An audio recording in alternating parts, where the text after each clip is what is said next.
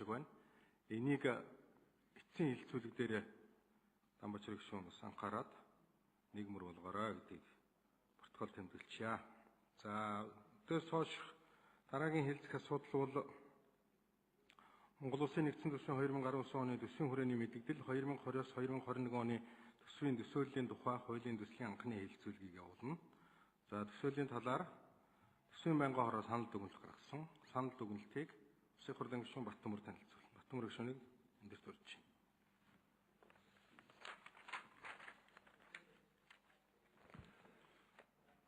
Улсын хурлын дарга эрхэм гишүүдээ Монгол Улсын засгийн газраас 2018 оны 4-р сарын 30-ны өдөр Улсын хурл өргөн мэдүүлсэн Монгол Улсын нэгдсэн төсвийн 2019 оны төсвийн хүрээний мэдэгдэл 2020-с 21 оны төсвийн төсөөлийн тухай хуулийн төслийг хэлэлцэх асуудлыг Улсын хурлын чуулганы 2018 оны 5-р сарын 10-ны өдрийн нэгдсэн хурлаанаар хэлэлцээд анхны хэлэлцүүлэгт бэлтгүүлэхээр төсвийн байнгын хороонд шилжүүлсэн билээ. Төсвийн байнгын хороо 2018 оны 5-р сарын 16-ны өдрийн хурлаанаараа хуулийн төслийн анхны хэлэлцүүлгийг хийлээ. Хуулийн төслийн анхны хэлэлцүүлгийг байнгын хорооны хурлаанаар хийх үед Улсын хурлын гишүүн Эрдэнэбат Баттамүрнаар асуулт асууж хариулт авсан бөгөөд Улсын хурлын гишүүн Баттамүр засгийн газрын өрийн хэмжээг бууруулан зээлзэх зэрэглэлийг сайжруулах, гадаад худалдааны урсгал нэмслийн алдагдлыг тодорхой түвшинд барих, эдийн засгийн өсөлтийг бүтцийн өөрчлөлтийн бодлогоор дэмжих нь зүйтэй. Улсын хурлын гишүүн Улаан засгийн газраас өргөн мэдүүлсэн нэгдсэн төсвийн 2019 оны төсвийн хүрээний мэдэгдэлд төсвийн зарлагт хөрөнгө оруулалтын хэмжээг нэмэгдүүлж төсвийн алдагдлыг бууруулж байгаа нь сайшаалтай байна. Цаашид төсвийн зарлагын өөрчлөлтийг хийхэд анхаарах, хүүхдийн мөнгийг олохдоо олон улсын валютын сантай хамтран хэрэгжүүлж байгаа хөтөлбөрийн хэрэгжилтийн явцдаа уялдуулах нь зүйтэй гэсэн саналуудыг хэлсэн бөгөөд хурлаанд оролцсон гишүүд хуулийн төсөлтөд холбогдуулан зарчмын зөрүүтэй санал гаргаагүй болно. Улсын хурлын эрхэм гишүүдээ Монгол Улсын төсвийн 2019 оны төсвийн хүрээний мэдэгдэл 20-с 21 оны төсвийн төсөөлийн тухай хуулийн төслийн анхны хэлэлцүүлгийг явуулсан талаарх төсвийн байнгын хорооны санал дүгнэлтийг хэлэлцэн шийдвэрлэж өгнө. Анхаарал тавьсанд баярлалаа. За, Баттамүр гишүүнд баярлалаа. За, төслийн талаар Улсын хурлын хардсан намын бүлэг дүгнэлт гаргасан. Хардсан намын бүлгийн дүгнэлтийг бүлгийн дарга Эрдэнэбат танилцуулнаа. Эрдэнэбат гишүүнийг эндэрт урьж байна.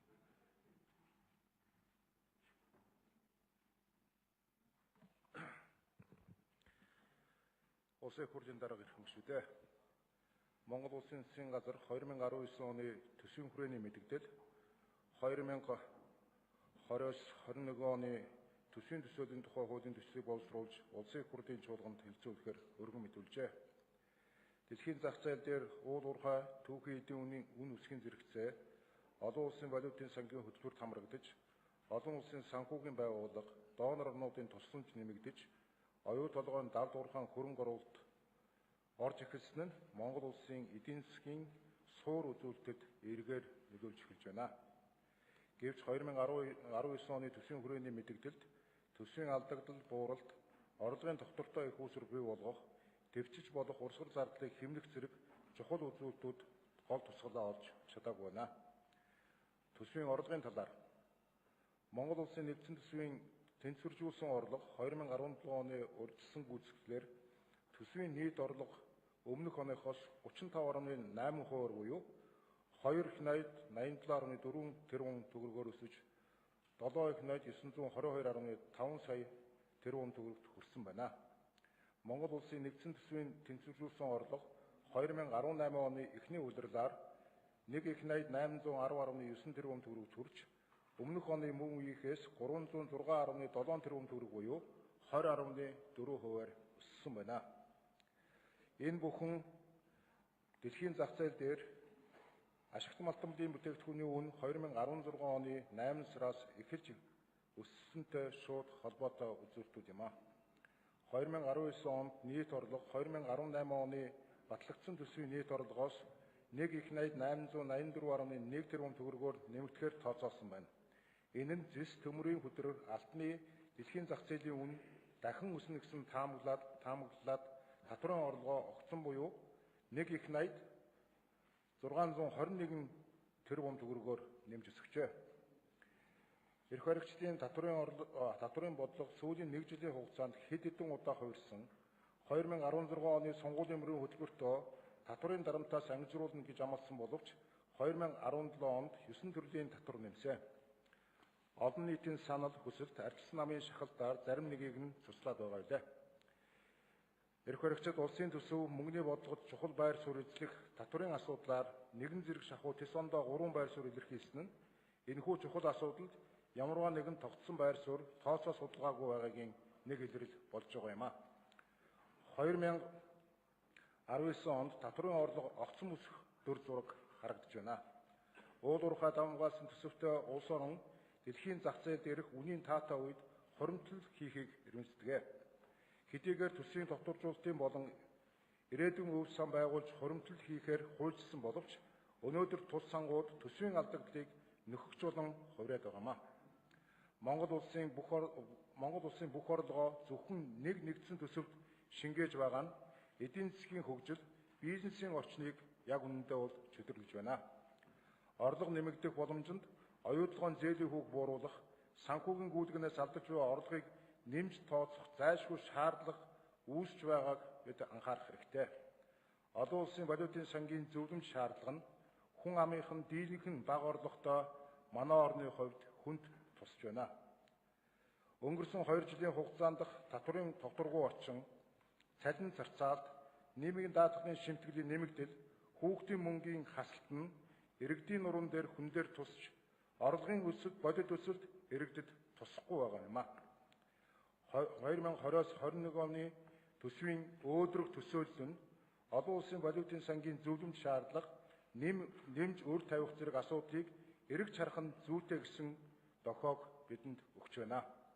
Төсвийн зарлагтай холбоотойгоор 2019 онд нийт зарлага 2017 оныхоос 2 их найд төгрөг, урсгал зардал 1 их найд төгрөг, хөрөнгийн зардал 1.2 их найд төгрөгөөр өсгөөр төсөвлөсөн байна. Иймхүү төсвийн зарлага данхайтал тэлж эхэллээ. Энэ нь уул уурхай эрдэс баялагын үн өсөж эхэлмэгц төсвийн зардлыг 50-аас 60% огцом өсгөдөг өвчин дахин сэтэрснийг илтгэж байгаа юм а. Эргээд уул уурхай бүтээгдэхүүний үн унаж эдийн засаг хомогдох үед төлсөн төсөв асар их хүндрэл авчирдгийг 2012 оноос 2016 оны төсвийн жилүүдэд туулж өнгөрүүлсэн туршлагаасаа бид харж байна. Ийм эдийн засгийн үзүүлэлтээс нэгдсэн төсвийн нийт зарлагын дээд хэмжээ, зарлагын өсөлт, хөрөнгийн зардлын хэмжээг бодитоогоор тооцож холбогдох өөрчлөлтүүдийг хийх нь зүйтэй юм а. Эрдэс баялагын дэлхийн зах зээлийн үнийн савлгаа сөрсөн төсвийн бодлого нь зарлагыг орлогоос тусгаарлаж их хэмжээний орлого орж ирсэн ч зарлагыг дагуулж огцом өсөхгүй байх гэсэн алтан дүрмтэй гэдгийг бид дахин сануулж байна. Өр зээлийн асуудалтай холбоотойгоор Монгол банкны гаргадаг статистик үзүүлэлтээр Монгол улсын гадаад нийт өр 2017 оны 4-р улирлын байдлаар 27 тэрбум 413 сая Америк доллар буюу 65.6 их найд төгрөгт хүрчээ. Олон улсын валютын сантай хамтарсан өргөдгсөн санхүүжилтийн хөтөлбөрийн задрагааг авч үзвэл нийт санхүүжилт 5.5 тэрбум гаруй ам долларын өр нэмэгдэхээр харагдаж байна. 2018 он гарсаар ерөнхий сайд Солонгос улсаас 700 сая, Хятад улсаас 500 сая, Монголын 24 аж ахуйн нэгж 30 орчим хамтын ажиллагааг хятадын компаниудтай эхлүүлж энэ нь мөнгөн дүнгээр 4.6 тэрбум доллар болж байна. Улсын хурлын дарга Турк улсаас айлчилж 300 сая гэх мэтээр өр зөөлийн хэмжээг цаг минут тутам нэмэгдэж байгааг анхаарлын гадна бид орхичлахгүй. 2018 оны төсвийн хүрээний мэдэгдэлд засгийн газрын өрийн нийт хэмжээ 2019 онд 24.4 их найд гэж тооцсон байтал 2019 оны мэдэгдэлд 19.2 их найд буюу 6.2 их найд төгрөгөөр огцон буурсан шалтгаан нь тодорхой бус байна. Төсвийн доктортой байдлын хувьд дунд хугацааны төсвийн хүрээний мэдэгдэлд засгийн газрын өрийн нийт хэмжээг тусгана гэж заасан байдаг. Тиймээс хуулийн хүрээнд авч үзвэл өрийн үзүүлэлтийг өнөөгийн үнцээр тооцох учиртай юм а. Хэдийгээр засгийн газар дотоодын өндөр хүүтэй зээлийг барагдуулж байгаа гэх боловч энэхүү өрийг гадаад зээлээр дарж гадаад өр огцом нэмэгдэж байгаа нь бодит зэрэгслийг дагуулж байгаа. Аливаа улсын гадаад өрийн хэмжээ нэмэгдэхэд инфляц, ажилгүйдийн түвшин өсөх, хадгаламж буурч төсөв мөнгөний бодлогод сөргөөр нөлөөлөх төдийгүй улс орны эдийн засаг болон тусгаар тогтнолд аюул учрах эрсдэл агуулдаг билээ. Зээлийн төлбөрийг дахин зээл авч санхүүжүүлэх нь ирээдүйн орлогоос хомсож байгаагийн нэг хэлбэр мөн. Өөрөөр хэлбэл ирээдүйн хооч үеэ эдийн засгийн өсөлтөөс хүртэх боломжийг нь хязгаарлаж байгаа явдал юм а. Орлогын өсөлтийн энэ үед өрийн менежментийг зөв хийх, эдийн засгийн хөгжилд оруулах дотоодын хөрөнгө оруулалтыг дэмжих, ирээдүйн хуримтлалыг буу болгох алхмыг зоригтой хийхгүй бол ганц толгууртай эдийн засагтай манай улсын хувьд баялагын үнийн уналтын цикл давтагдвал эдийн засагт бодит аюул дахин учрах болно гэдгийг эрх баригчид анхаарах учиртай. Татварын орчныг доктортойгоор хадгалж, орлогыг нэмэгдүүлэх, төсвийг алдагдaltaгүй төлөвлөх, төсвийн зарлагыг хязгаарлах, засгийн газрын өрийн хэмжээг хязгаарлах замаар эдийн засгийн доктортой байдлыг хангах дунд хугацааны төсвийн стратегт дараах арга хэмжээ авч хэрэгжүүлэхийг ардчилсан намын бүлгээс зөвлөж байна. Нэгд, төсвийн алдагдлын талаар төсвийг өндөр алдагдaltaй баталж, санхүүжилтийг дотоод зах зээлээс өндөр хүүтэй засгийн газрын бонд гаргах, эсвэл гадаадаас зээл авах хэлбэрээр шийдэж ирсэн. Манай экспортын голлох бүтээгдэхүүний дэлхийн зах зээлийн үн ханш өссөн. Олон улсын санхүүгийн байгууллагын хямд үүсвэр урсан орж ирж буй энэхүү таатай нөхцөл байдлыг алдалгүй 2019 оны төсвийн жилээс эхлэн төсвийн алдагдлыг эрс бууруулж, улмаар 20-с 21 онд нэгдсэн төсвийг алдагдaltaгүй байхаар тооцоолох шаардлагатай байна. 2. Төсвийн орлого нэмэгдүүлэх хяналтыг сайжруулах чиглэлээр макро түвшний төслүүдийг эхлүүлэх замаар орлогоо нэмэгдүүлэх, уул уурхайн баялагаас авах татвар хураамжийн зөв тогтолцоонд анхаарах, гадаадын зээл тусламжийг зөв зүйтэй ашигтай төсөлд зориулах, төр хувийн хөвслийн түншлэлийг нэмэгдүүлэх, орон нутгийн бие даасан эрх мэдлийг нэмэгдүүлэх зэргээр боломжит хувилбаруудыг бүрэн дүүрэн ашиглах шаардлагатай болж байгаамаа. Ийм эргэцэн орчин бүрдүүлж төсвийн орлогоо нэмэгдүүлэн ажиллах бүрэн эрх Монгол Ардын намын бүлгийн 65 гишүүнд өнөөдөр бүрэн байгаа. Төсвийн доктортой байдлыг хангах нь цаад утгаараа эргэн хуулийн этгээдэд хуримтлалтай болгох, ажлын байр нэмэгдэх, баялаг бүтээх боломжийг төр нээж өгч байгаа явдал юм а. 3. Төсвийн зарлагын талаар үүнтэй уялдуулан урсгал болон хөрөнгийн зардлаар хэрэгжиж буй чиг үүрэг, төсөл арга хэмжээг тэргүүлэх чиглэл ач холбогдолоор нэрэмбэлж төсвийн дахин хуваарлт хийх, хөрөнгийн зардлыг бууруулах, бүх шатны төсөв зарцуулалтын үр ашгийг дээшлүүлэх замаар төсөвт ирэх ачааллыг богино дунд хугацаанд бууруулах шаардлага тулгарч байна. Төсвийн тэнцвэртэй байдлыг хангах, зардлын өсөлтийг хязгаарлахтай холбогдуулан төсвийн урсгал зарлагад шаардлагатай шинжил зохицуултыг хийх шаардлага байна. Үүнд төрийн албан хаагчдын цалин хөлсийг төсвийн орлогын бодит өсөлтөд уялдуулан тодорхой хэмжээнд нэмэгдүүлэх, засгийн газрын бүтэц бүрэлдэхүүнийг цомхон, чадварлаг, үр ашигтай ажилуулах хууль эрх зүйн орчныг бүрдүүлж хэрэгжүүлэх, төсөвт байгууллагын чиг үүргийг давхарлалгүй, оновчтой, үр ашигтай хуваарлах, бүтэц зохион байгуулалтыг шинжилэн сайжруулж, зарим чиг үүргийг төрийн бус байгууллага, хувийн хвшлэр, гэрээний үндсэн дээр гүйцэх замаар төрийн үйлчилгээний чанар хүртээмж, үр ашгийг нэмэгдүүлэх. Татварын шинжилэлд иргэд жижиг дунд үйлдвэрлэл эрхлэгчдээс борлуулалтын орлогоос татвар авахаас татгалзаж, хуримтлал буу болгоход нь дэмжлэг үзүүлэх. Нийгмийн салбарын хувьчлалыг эхлүүлэх, улсын үйлдвэрийн газар, компаниудын үр ашгийг дээшлүүлэх, зөв менежмент нэвтрүүлэх, хяналтыг сайжруулах, хувьчлах зэргээр төрийн нуруунд дээрх татаас өр зээлийн дарамтыг эрс бууруулах шаардлагатай байна гэж улсын их хурл дахь ардчилсан намын бүлэг үзэж байна. Дунд хугацаанд баримтлах төсвийн бодлогын стратеги нь улс орны хөгжлийн бодлогын уялдаа холбоосыг харж тодорхой зорилт бүхий байнгын судалгаа тооцоодоо хийгдэх ёстой. Монгол улс хөрс зэрэгэлдээ улс орнуудын эдийн засаг, нийгэмд гарч буй өөрчлөлт шинжилэл, төлөвлөлт болон бусад хүчин зүйлсийг анхааралтай судалж дунд хугацааны бодлоготой уялдуулах хэрэгтэй гэдгийг бид дахин сануулж байна. Анхаарал тавьсанд баярлалаа. За зочин танилцуулъя. Улсын их хурлын гишүүн Инг төвшингийн урилгаар нийслэлийн чингэлтэй дүүргийн 72 дугаар дунд сургуулийн ахлахангийн сурагчид улсын их хурлын үйл ажиллагаа төрийн ордонтой танилцж байгаа юм байна. За сурагч та бүхэн сурлага хөдөлмөрийн өндөр амжилт хүсье. За ажлын хэсэг танилцуулъя. Сангийн сайд Хүрлбаатар, сангийн яамны төсвийн бодлого төлөвлөлтийн газрын дарга Ганбат, мөн яамны эдийн засгийн бодлогын газрын дарга Бат Хүрэл, мөн яамны хөрөнгө оруулалтын газрын дарга Төвдөн Доржо, за мөн яамны төсвийн нэгтгэлийн хэлтсийн дарга Үлзий сайхан, мөн яамны төсвийн зарлагын хэлтсийн дарга Санжаа Доржо, мөн яамны төсвийн орлогын хэлтсийн дарга Тэлмүн, за мөн яамны санхүүгийн хөрөнгийн удирдлагын хэлтсийн дарга Зоригт Бат, за мөн яамны мэрэгжилтэн Төвшин Жаргал, мөн мэрэгжилтэн Ганбаяр нар хүрэлцэн ирсэн байна. За байнгын хороо болон ардчилсан намын бүлгийн санал дүгнэлттэй холбогдуулаад асуулт байна уу гүшүүд?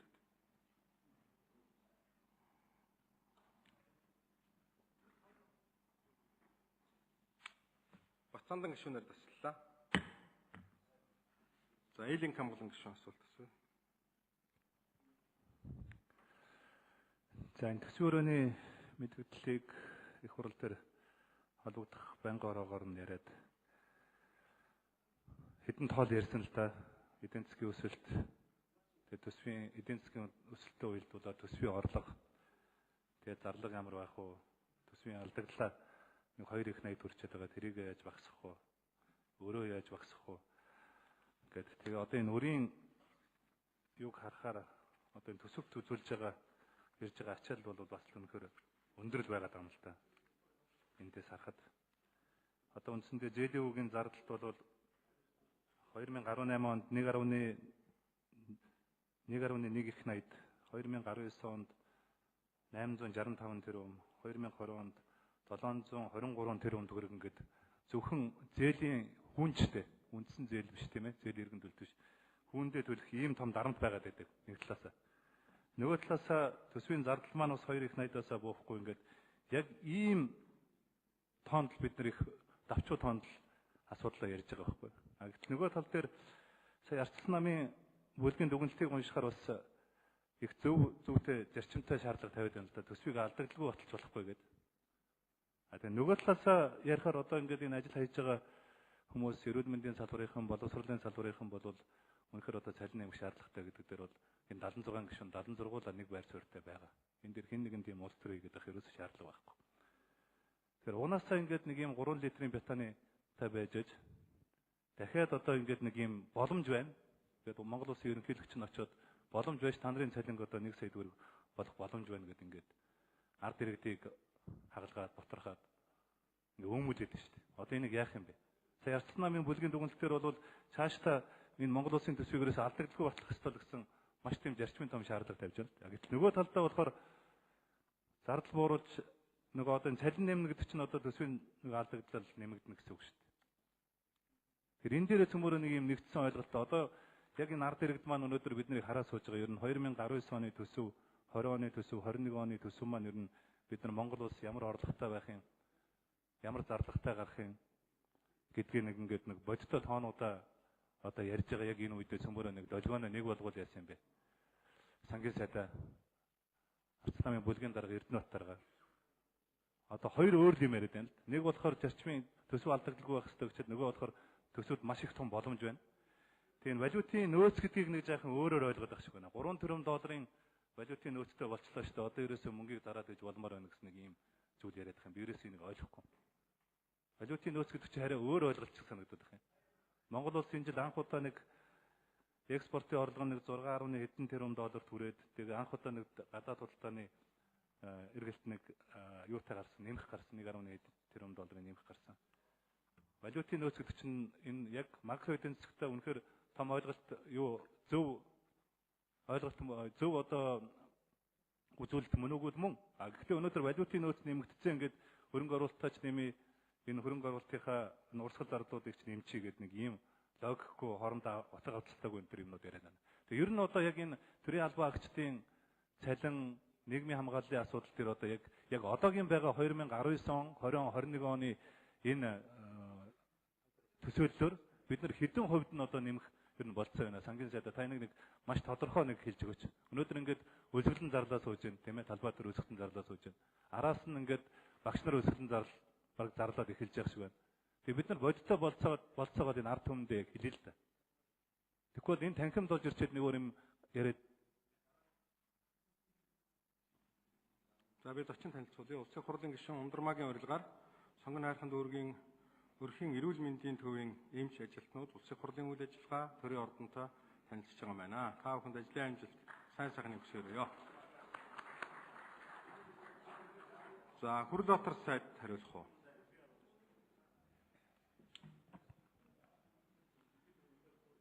За, энэ олон гишүүний асуултанд хариулъя. Ер нь бол их ярих амархан хийх хэцүү гэдгийг би сая Эрдэнэт даргын хэлсэн ярианаас сонслоо л доо. Өөртөө төсөв хэд хэдэн төсөвтэй явдаг, төсвийн алдагдал 10 хэдэн гараа авчихсан, хань шунчихсан юм байсан. Тэгээд өөртөө ирэх барьж яхад ингээд энийг ийм нөхцөл байдал төрсөн. Одоо л биднийг төсвийг алдагдaltaгүй болгож батлах хэрэгтэй гэж хэлж байгаа энэ зүйлийг бол их сайн дэмжиж хүлээж авч байна. Ер нь алдаанаас их сайн сурсан юм байна гэж ойлгож байгаа. Гэхдээ үүнийг хийхэд нэлээд амаргүй бас цаг хугацаа ордог юм байна гэдгийг би онцгойлож хэлмээр байна. За, ер нь бол энэ валютын нөөцийн талаар энэ хамгаалан гишүүн хэлээд ярьж байна. Энэ бол яг Монгол улсын засгийн газрын өөрийнх нь мэдээ зарцуулдаг мөнгө биш ээ. Энэ Монгол улсад байгаа аржааны банкудад байгаа бүхий л долларыг бид нар Монгол улсын валютын нөөц гэж явдаг. Өөрөөр хэлбэл ямар нэгэн одоо эрсдэл үүсгэхэд энэ Монгол улсын валют төгрөгийн анш тогтвортой байх нь гэдгийг харуулж идэг мөнгө. Тухайлбал одоо хас банкнд байгаа ямар нэгэн компани нэг 4-5 сая доллар байлаа гэж бод. Энэ бол Монгол улсын валютын нөөцөд ороод явж байгаа шүү дээ. Тэр компани өмнөөс нь аваад бид нар зарцуулах эрх бол бидэнд бол байхгүй да. Тэгэхээр энэ валютын нөөц гэдэг нь өөрөө тухайн улсын эдийн засаг эрүүл байна уугүй гэдгийг харуулж идэг ийм үзүүлэлтийн нэг шүү. Түүнээс биш шууд очиод тэр мөнгийг аваад зараад зарцуулаад байна гэсэн агуулгатай зүйл бол биш ээ гэдгийг хэлмээр байна. За, ер нь эдийн засгийн зөв бодлого явуулахын тулд яах аргагүй бидэнд энэ төсвийн зөв бодлого явуулах шаардлагатай байгаа. Үнэхээр нийгэмд тулгамдсан олон асуудлууд байгаа. Цалин нэмэх ёстой, тэтгэвэр нэмэх ёстой, олон жил зарцсан байсан барилгуудыг гүйцээж барих ёстой, шинээр хөрөнгө оруулалтыг хийх ёстой. Зэрэг ийм олон ажлууд байгаа. Гэтэл Монгол улсад байгаа мөнгөнийхний хэмжээ бол бас хязгаарлагдмал. Тэгэхээр хаамаагүй зээлж аваад тэрүүгээр зарцуулаад байна гэдэг ойлголтоор явах юм бол эргээд Монгол улс өөрөө өөрийн дарамтанд орох аюулт. Яг энэ хамгаалан гишүүн түрүүн хэлж шít. Өмнө тавьсан өрөөдөө бид нар 1.4 их 80 төгрөг төлдөг байсан. Харин 19 онд бид нар 800 гаруй тэрбум төгрөг буюу бараг 2 дахин буулгаж орж ирж байгаа. Энэ юу гэсэн үг гэхээр өнгөрсөн хугацаанд зөвхөн авсан өрөөл төлж байгаа. Одоо аж ахуйн нэгжүүдийн төлж байгаа татвар, иргэдийн төлж байгаа татвар, төсвөөс одоо давуулаад төлж байгаа татвар бол бүгдээрээ л энэ үр ширийг дарахад зарцуулагдаж байна. Дахиж нэмж зээл авахаас сэргийлж одоо хангалттай их үүсвэр болж явж байгаа юм аа. Тийм учраас бид нар яг эдийн засгийнхаа үндсэн үзүүлэлтүүдийг хангадаг, эдийн засгийн эрүүл болохын тулд бидэнд эдийн засгийн зөв бодлого бол хэрэгтэй. Олсноо бүгдийн зарчдаг байж бас болохгүй гэдгийг би онцгойлож хэлмээр байна. Тэгэхээр өөр үүсэхгүйгээр өмнө гарсан өрөө дараад энэ нэг ашиг малмлын өсөж байгаа тохиолдолд эдийн засгийнхаа үндсэн үзүүлэлтүүдээ сайжруулад явах нь чухал. Өнөөдөр эдийн засгийн өсөлт гараад бодлого зөв болоод ирэхээр олон нааштай зүйлүүд гарч ирж байна. Аж ахуйн нэгжүүд, хувийн хвшлийнхэн хөрөнгө оруулалтаа нэмж байна. Үйл ажиллагаа нь сэргэж байна. Нүдэнд нь гал цог бий болж байна. Ард иргэдийн орлого нэмэгдэж байна. Хөдөөгөр яваад үз. Орлогууд нэмэгдэж байгаа. Жижиглэнгийн худалдаа нэмэгдэж байгаа. Бөөний худалдаа нэмэгдэж байгаа. Зэрэг ийм нааштай зүйлүүд энд байна. Энэ бол зөвхөн эхлэл. Үүнийг цаашдаа улам бид нар баталгаажуулах шаардлагатай байгаа. Тэгэхээр яах аргагүй энэ төсвийн хүрээний нэмэгдэл бол чухлаа гэдгийг би онцолж хэлмээр байна. Энэ хамгаалан гишүүнд 1 минут нэмж өгье.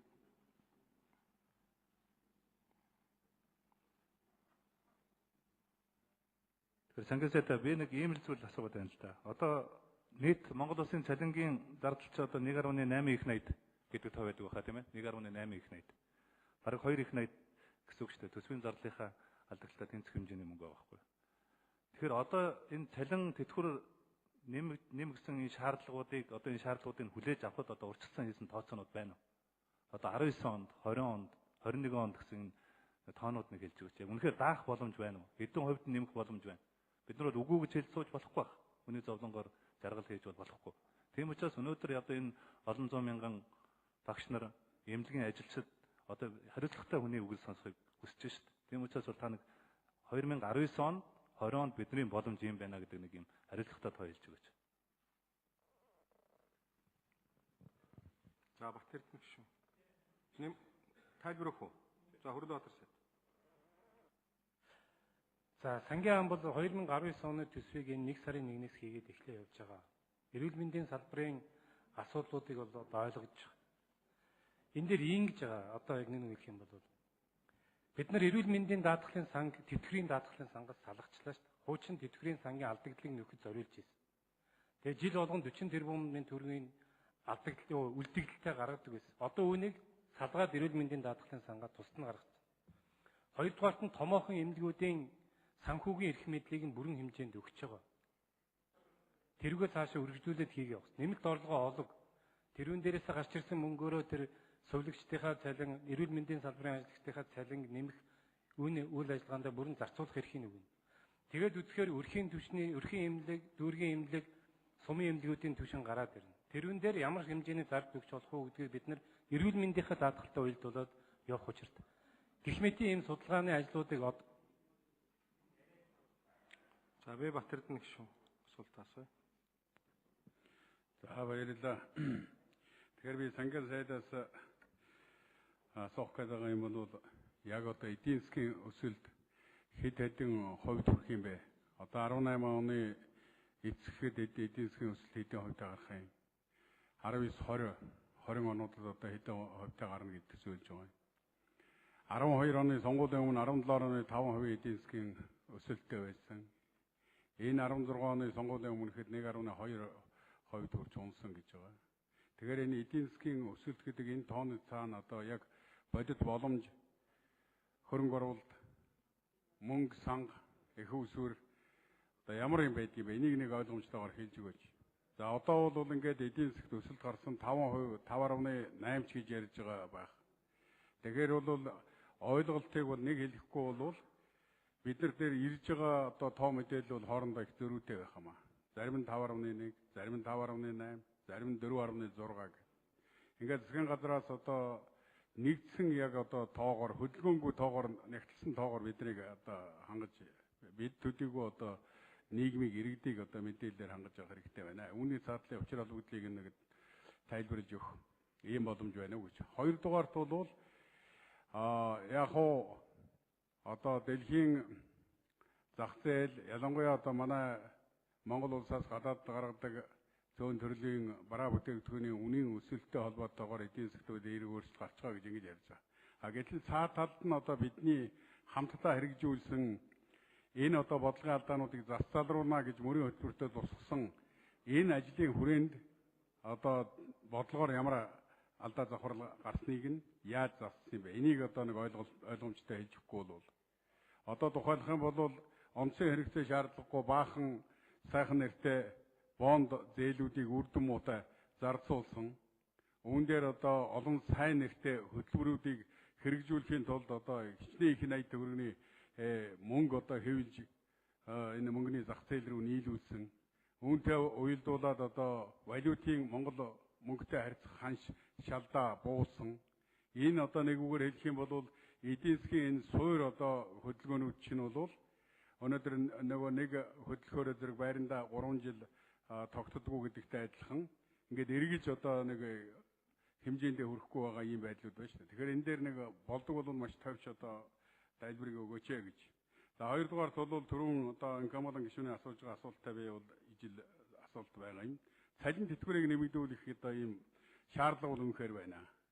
Тэгэхээр энийг ялгамжгүйгээр одоо ойролцоо төвшөнд яг одоо судалгаан дээр тулгуурлаад ийм хэмжээгээр бид нэмэгдүүлнэ гэдэг бодиттой итгэлтэй тийм одоо хариулт бол хэрэгтэй байна. Зөвхөн одоо энэ ажиллаж байгаа салбаруудын ажиллагчдын цалин төдийгүй энэ ахмадуудын одоо тэтгэвртэй холбоотой асуудал бол энэ шийдлээ хүлээсэн ийм асуудал байна. Энийг одоо хариулт өгөөч гэж. За 3 дугаарт нь бол энэ хөрөнгө оруулалттай холбоотой юм. Хөрөнгө оруулалтын 12-аас 16 онд бол орон нутгийн хөгжлийн сангаар орж ирсэн хэдэн төгрөгийг тооцох юм бол бодиттой хөрөнгө оруулалт хийгдээгүй учраас энэ одоо барилга объектууд төрийн үйлчилгээг иргэдэд хүргэхэд нэг одоо тэргүүн шаардлагатай энэ төрийн захиргааны байгууллагын байр, за тэгээ эмнэлэг сургууль, цэцэрлэг, соёлын төв гэдэг энэ барилга байшин чи илэгдэл хорогдол тэгээд зайлшгүй одоо шинжилгээ их засвар хийх ийм шаардлага тулгарчээ. Тэгэхээр хөрөнгө оруулалтынхаа эмийг нэмэгдүүлэх чиглэлээр энэ 19 оны төсвийн төсөл ер нь төсвийн хүрээний мэдгэл та бүхэн маань ямар бодлого гарч байгаа юм бэ? Жаахан нэмэхэд хэрэгтэй байгаа дээ. За ах уу. За Хүрлбаатар сайдын микрофоныг өгье. За 2017 онд бол Монгол Улсын эдийн засаг 5.1% өссөн. Энэ бол үндэсний статистикийн хорооны мэдээлэл 5.1%. 18 оны эхний улирлаар эдийн засгийн өсөлт 6.1 гарсан. Эхний 18 оны эхний улирлын одоо хуваар үндэсний статистикийн хорооноос гаргасан мэдээгээр бол Монгол Улсын эдийн засаг 6.1%-аар өссөн. За тэгэхээр энэ эдийн засгийн 19 онд бол бид нар эдийн засгийн өсөлтийг 8 болгоно гэж үзэж байгаа. За энэ өсөлтөөс бол төсвийн орлого бол 1.9 их 80 төгрөг өснө.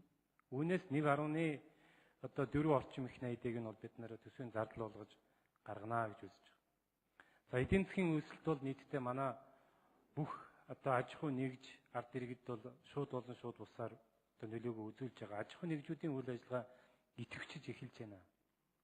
Энэ бол энэ эдийн засгийн өсөлтийн одоо үр дүн, эдийн засгийн тэр бодлогын таны хэлсэн алдаануудаа засаад ингээд явж байгаагийн үр дүн.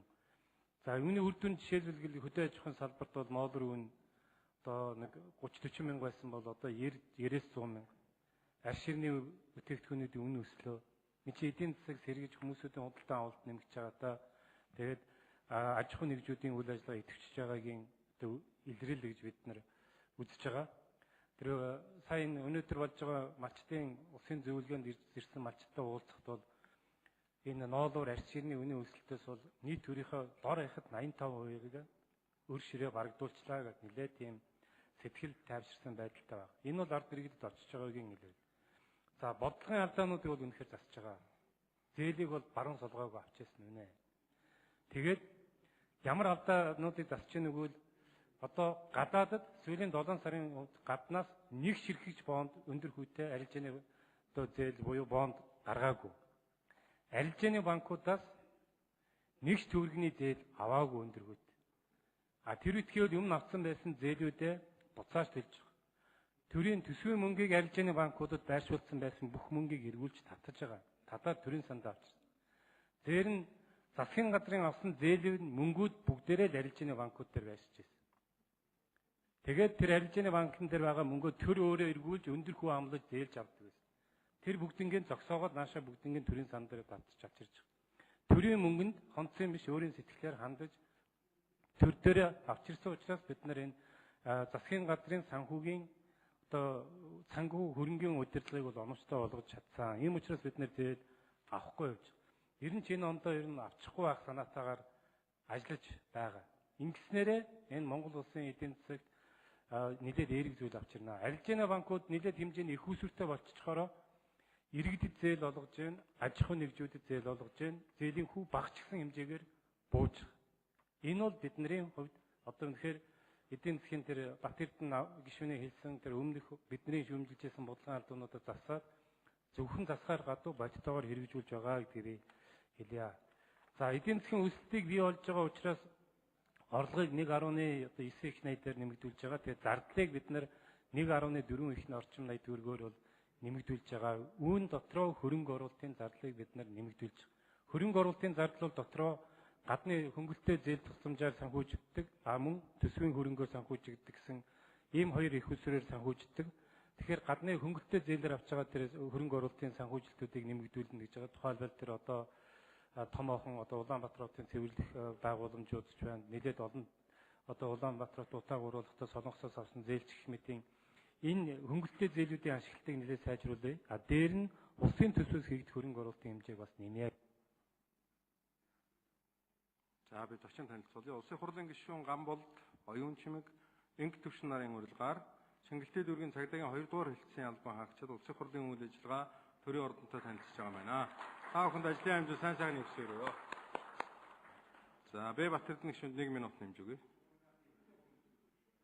За баярлалаа. Би тавчхан тодруулах нэмэлт түрүүн цаг нь амжаагүй учраас би нэг зүйл асууя. За тэгэхээр тэрний үг гэхээр зэрэг эдийн засгийн өсөлт гарч байгаатай холбоотойгоор аж ахуйн нэгж байгууллагын одоо үйл ажиллагаа идэвхжих, ер нь бизнесийн одоо салбар бол тэр жигтэй одоо идэвхжих ийм эерэг хандлага байна гэж ингэж одоо хариулдаг л. Тэгэхээр би хамгийн одоо сонирхолтой байгаа асуудал бол тулгамдж байгаа бидэнд тулгамдж байгаа асуудал бол ажлын байртай холбоотой асуудал байнамаа. Ажилгүй төлөлтэй холбоотой асуудал байнамаа. Тэгэхээр энэ ажлын байрыг нэмэгдүүлэх, орлогыг нэмэгдүүлэх, тэгээд одоо ажилтай орлоготой энэ ирэг дээрээ дамжуулаад өрх гэрийнхээ орлогыг нэмэгдүүлж энэ одоо ядуу зүдүү байдлаас гаргах ийм хөтөлбөрийн хүрээнд та бүхэн маань одоо засгийн газар энэ төсвийн хүрээний мэдээлэл дээр ямар одоо зорилтыг дэвшүүлж байгаа юм бэ? Бид нар бол энэ 16-аас 20 оны засгийн газрын мөрийн хөтөлбөртөө бол 40 мянган Хүрэл Батар сайд хариулъя. За Монгол улсын төрийн албанд бол нэг 190 мянга орчим хүн ажиллаж байгаа. Тэр энэ хэмжээ бол хязгаартай. Бид нар бол нэмэгдүүлж болохгүй байгаа. Нэмэхээр төр данхааж яана гэд бусад төрлийн бүх зардал нэмэгддэг. Тэгээ үлдчихэж байгаа 1.1-ээс 1.2 сая хүн бол бүгдээрээ хувийн хвшилтээр бий болж байгаа. Тэгэхээр бид нар хувийн хвшлийн хөгжих үйл ажиллагааг эдийн засгийн зөв бодлогоор дэмжиж өгөх тусмаар энэ ажлын байрууд бий бол. Одоо энэ орон нутагт хийгдэж байгаа хөрөнгө оруулалт, хувийн хвшлийн үйл ажиллагаа идэвхжиж байгаагаар аж ахуйн нэгжүүд хөл дээрээ бий бол зогсож эргэж үйл ажиллагаа идэвхжүүлж эхэлж байна. Ажлагчдаа нэмж авч ажиллаж байгаа зүйлүүд бол эхэлж байгаа. Ялангуяа хөрөнгө оруулалт улсын төсвөөр хийгдэж байгаа хөрөнгө оруулалтыг дагаад хөдөө орон нутагт ажлын байр нэмэгдэх ийм хандлагууд бол ажиглагдж байгаа. Тэгэхээр ажлын байрыг бий болгож яадаг хөрөнгө оруулалт, хувийн хвшлийнхний ажиллах орчин сайн хангаж өгөх юм бол энэ ажлын байр бол цаашдаа нэмэгдэнэ. Болд гишүүн Султасай. Баярлалаа. Тэгэхээр энэ 19 оны төсвийн хүрээний мэдээлэл энэ бол одоо яг сонгуулийн өмнөх жил энэ 4 жил энэ засаг одоо сонгуульд амлалт өгч ялалт байгуулсан нам ажиллаа хийх үү? Одоо яг юугаар хийж амжих вэ? Юугаар хийж амжихгүй гэдгийг одоо түрүүн бид үндсэн чиглэлээр бол ерөнхий одоо текстийг бол баталсан. Зорилтууд энэ одоо бол энд бол яг хөрөнгө мөнгөний асуудлыг шийдэх гэж байна л да. Энэний дагуу төсөв боловсрогдож орж ирнэ. Энэ хүрээнд. Тэгэхээр та бид маш сайн мэдж байгаа. 16 оны сонгуульд ардын нам амжилт гаргахад эрдэнтийг тойрсон асуудал бол асар их үүрэг гүйцэтгэсэн. Энд бол маш их хэрэгэлзээнүүд бий болсон. За олон мэдээллүүд энэ танхимд хийгдсэн. Энэ танхимаас 23 дугаар тогтоол гарсан. Одоо ингээд засгийн газрын шийдвэрүүд гарсан. Гэсэн хэдий ч одоо 19 онд тэр гарсан шийдвэрүүд үнэхээр ажил болох уугүй юу гэдэг одоо төсөв хөрөнгөөр шийдэгдэнэ л дээ. Та бүхэн 49%-ийг одоо буруу хувьчилсан үүнийг буцаагаад ард түмэнд хувьцаа эзэмшүүлнэ гэж амласан байгаа. За үүнийг хэрэгжүүлэхэд одоо энэ 19 онд хэрэгжүүлэхгүй бол 20 он ч худлаа болно шүү дээ. Тэгээ нэг сэдвээр хоёр сонгуул өмнө нь хийж болдог байсан.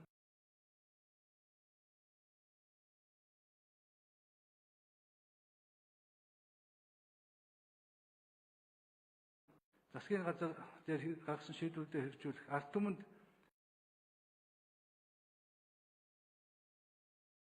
эрдэнтийн хувьцааг эзэмшүүлэхдээ яг хэдэн төгрөг тавьсан. Яг яаж хэрэгжүүлэх? Үнэхээр энэ бол зүгээр материалын нулимс болвол одоо ард түмэнд үннийг хэрэг цаг бол болсон. Үнэхээр бид бол ямар ч гэм зэмгүй одоо өөр улсын хүчнүүд рүү бол үнийг бол хэлсээр тохож ийм ус төр хийсэн. Эцэс энэ бол бидэнд бол 65 гишүүн байна. Төрийн бүх эрх мэдэл байна өнөөдөр энэ танхим дотор. Тэгээ бид бол ард түмэндээ зүгээр ил бүзүүлээд ингээд цаашаа бол бидний хувьд бол энэ талаар бол энэ ажлыг хэрэгжүүлэх ийм болцоогүй гэж үннээ хэлэх цаг яг өнөөдөр. Үнэхээр энэ төсвийн хүрээний мэдээлэлээр энэ бодлого чинь мөнгө төгрөгийн хувьд бол багцсан уу, бүтсэн үү гэдгээр одоо яг ард түмэндээ хэлэх цагаа. Үүнийг л одоо би хариулахыг хүсэж байна. Хүрлбаатар сайд хариулъя. За зоригийн хэрэг, эрдэнтийн хэргийг сонгуульд ашигласан гэж байна. Ашигласан янз янзын байдлаар янз янзын хүмүүс ашигласан бах уу? Тэр хүнээсээ шалтгаалдаг байх гэж би бодож байгаа. За энэ бол одоо өнөөдөр бид нар төсвийн хүрээ хэлцэж байгаа. Эрдэнэт үйлдвэрээс 2019 онд бол нийтдээ нэг 570 орчим тэрбум төгрөгийг төлөвлөрүүлэхээр тусгасан. Яг өнөөдөр эхний үйлрлийн байдлаар бол Монгол улсын төсөв дээр бол Эрдэнэт үйлдвэрээс 175 тэрбум төгрөг төлөвлөрүүлчихэд явж байгаа. 18 онд. 19 онд бол бид нар нийлээд нэг 570 тэрбум төгрөгийг төлөвлөрүүлнэ гэж тооцож байгаа. За ногдол ашигын хувьд бол Монгол улсын одоо улсын их хурлын 23 дугаар тогтоолын дагуу за засгийн газар гаргасан шийдвэрийн дагуу Эрдэнэт үйлдвэр 100% төрийн өмч байна л гэж үзэж тэр ногдол ашигаач хүртэл 100% авахаар энэ төсвийн тооцоонд бол оруулсан гэдгийг би хэлмээр байна. Өндөр гишүүн. За Монгол улсын эдийн засгийн одоо 2017 онд 5.1%-аар өссөн байна. Дотоодын нийт бүтээгдэхүүний хэмжээ 27.1 их найд төгрөгт хүрчээ. Бас дээрэс нь энэ үрийн менежмент бол 16 оноос хойш сайжраад одоо үндсэндээ бол Монгол улс бас энэ зээлийнхаа өрнийхөө менежментийг бол маш сайн хийж байгаа. Дээрэс нь бас энэ зээлийнхаа хүүгчдгүүн дээр ч гэсэн онцгой их анхаарч байгаа.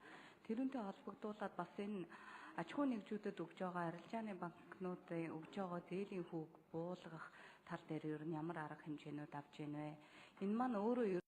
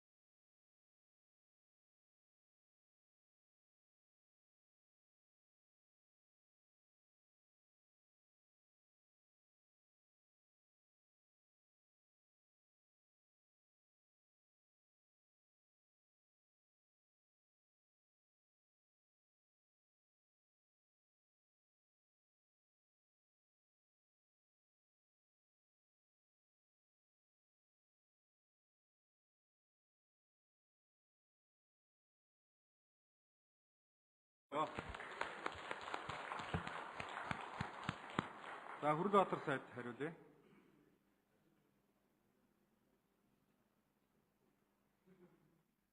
За оюун дээр гишүүний хэлж байгаа одоо асуулт бас саналуудаа нэлээдтэй санал нэг байгаа. Үндсэндээ Монгол улсад татвар төлөгч 398 аж ахуй нэгж аж ахуй нэгжийн орлого албан татврын 85%-ийг нь төлж байгаа. Үлдэж байгаа 110 гаруй мянган аж ахуй нэгжүүд үлдэж байгаа 15%-ийг нь төлж байгаа. Тийм учраас энэ татврын багц хуулийг засгийн газар боловсруулад байгаа. Үнийг удахгүй одоо өргөн барих гэж байгаа. Энэ хуулиараа бид нар одоо яг оюун дээр гишүүний хэлж байгаа тэр саналын дагуу татвар төлөгч аж ахуй нэгжүүдийн тоог нэмэх, татврын бааз суурийг нэмэх. Үүнээс гадна аж ахуй нэгжүүд дээр ирж байгаа татврын дарамтыг ерөнхийд нь буулгах ийм зорилт тавьж байгаа. Ингэснээрээ бид нар аж ахуй нэгжүүдийн өргөжлж, дэвжих, хөгжих ийм боломжийг нь бий болгож өгнө. Аажимдаа татврыг төлдөг найдвартай суурийг бид нар бий болгож авнаа. Зөвхөн 19 оноор биш, 2021 гээд ирээдүгөө харах ёстой гэж үзэж энэ татврын багц хуулийг хэлж байгаа. Тэгэхээр таны хэлж байгаа санаа зовж байгаа зүйл бол энэ татврын багц хуулиараа яг ингэж давхар орж иж байгаа гэдгийг танд хэлмээр байна. За, улсын төсвийн хөрөнгө оруулалттай олон жил ингээд явцсан. За, нэг барилга объект тавьчаад 5-6 жил болдог, зарим нь тарцаагаа хайчдаг гэдэг ийм зүйл бол буруу практик бид нар зогсоох ёстой гэж үзэж байна. Ер нь улсын төсвийн хөрөнгө оруулалт дээр тавигдсан объект бол 1 жил, 2 жил гэж баригдаад дуустдаг байх ёстой. Тэгэхгүй бол улсын төсвийн хөрөнгө оруулалтыг баахан мөнгө зарчдаг. Тэгээд бүтэн 5-6 жил болохоор нөгөө хөрөнгө оруулалтаас олох үр ашиг нь унаад байгаа. Тийм учраас ер нь одоо сангийн яамны хувьд зүгээр төсөв зохиоход ямар бодлого гарч байгааг бол 1-2 жилийн дотор өмнөх байсан бүх ажлуудаа дуусгах ёстой гэдэг ийм зарчим бол барьж ажиллаж байгаа гэдгийг би танд одоо онцгойлж хэлмээр байна. За, төсвийн зарлагын бүтц дээр ямар өөрчлөлт оруулж байгаа вэ гэхээр үндсэндээ хөрөнгө оруулалтынхаа зарлагыг нэлээд жоохон түлхүү нэмж өгч байгаа. Яагаад гэхээр үүний цаана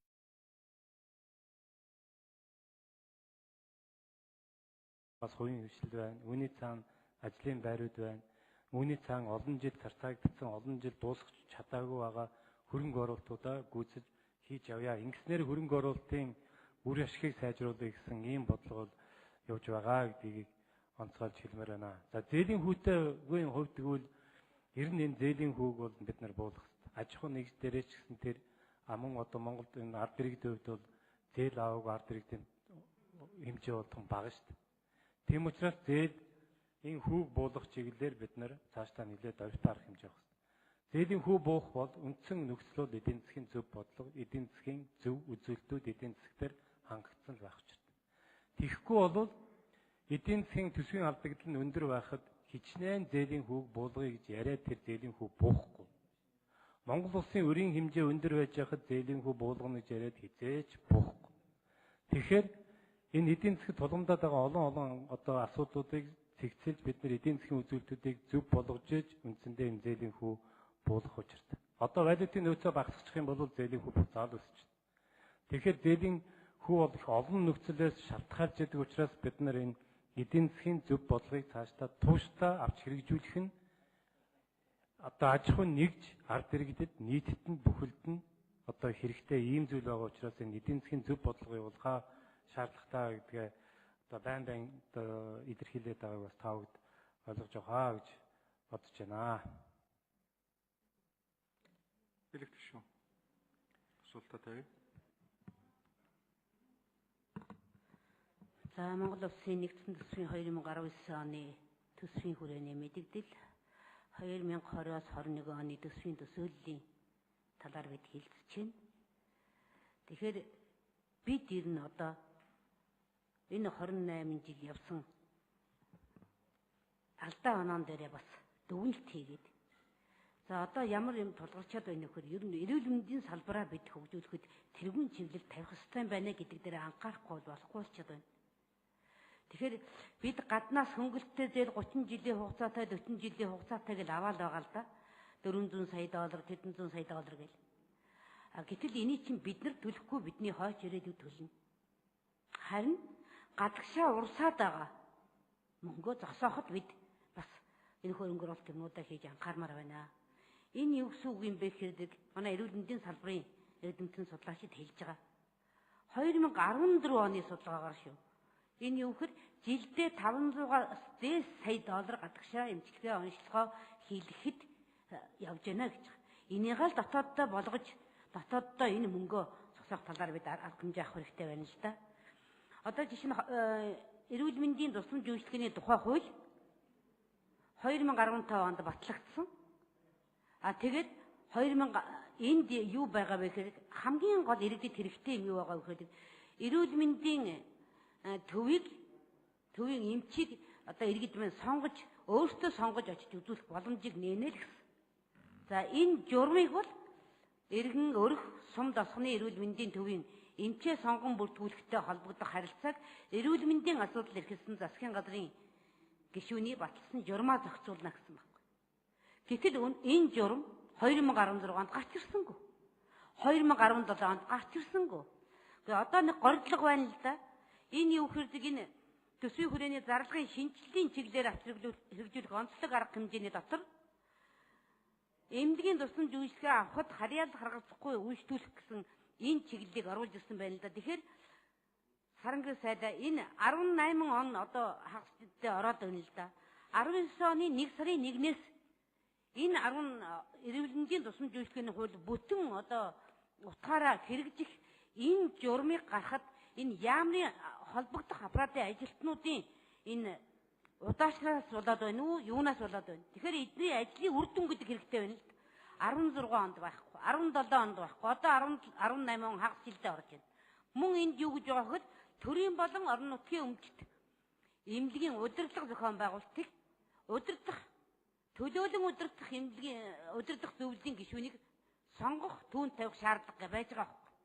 Тэгэхээр хэрэг төлөөлөн удирдах зөвлөл нь бүрэн утгаараа яг энэ хуулийнхаа дагуу хэрэгжээд эхлэх юм бол энэ эмнэлгийн одоо удирдлагуудтай бид нар бас хариуцлага тооцох. Тэнд байгаа эрүүл мэндийн салбарын ажилтнууд маань тэднийгээ бас үнэлэх, дүгнэх ийм хэмжээнд боломж бүрдэж ирэх юм аа.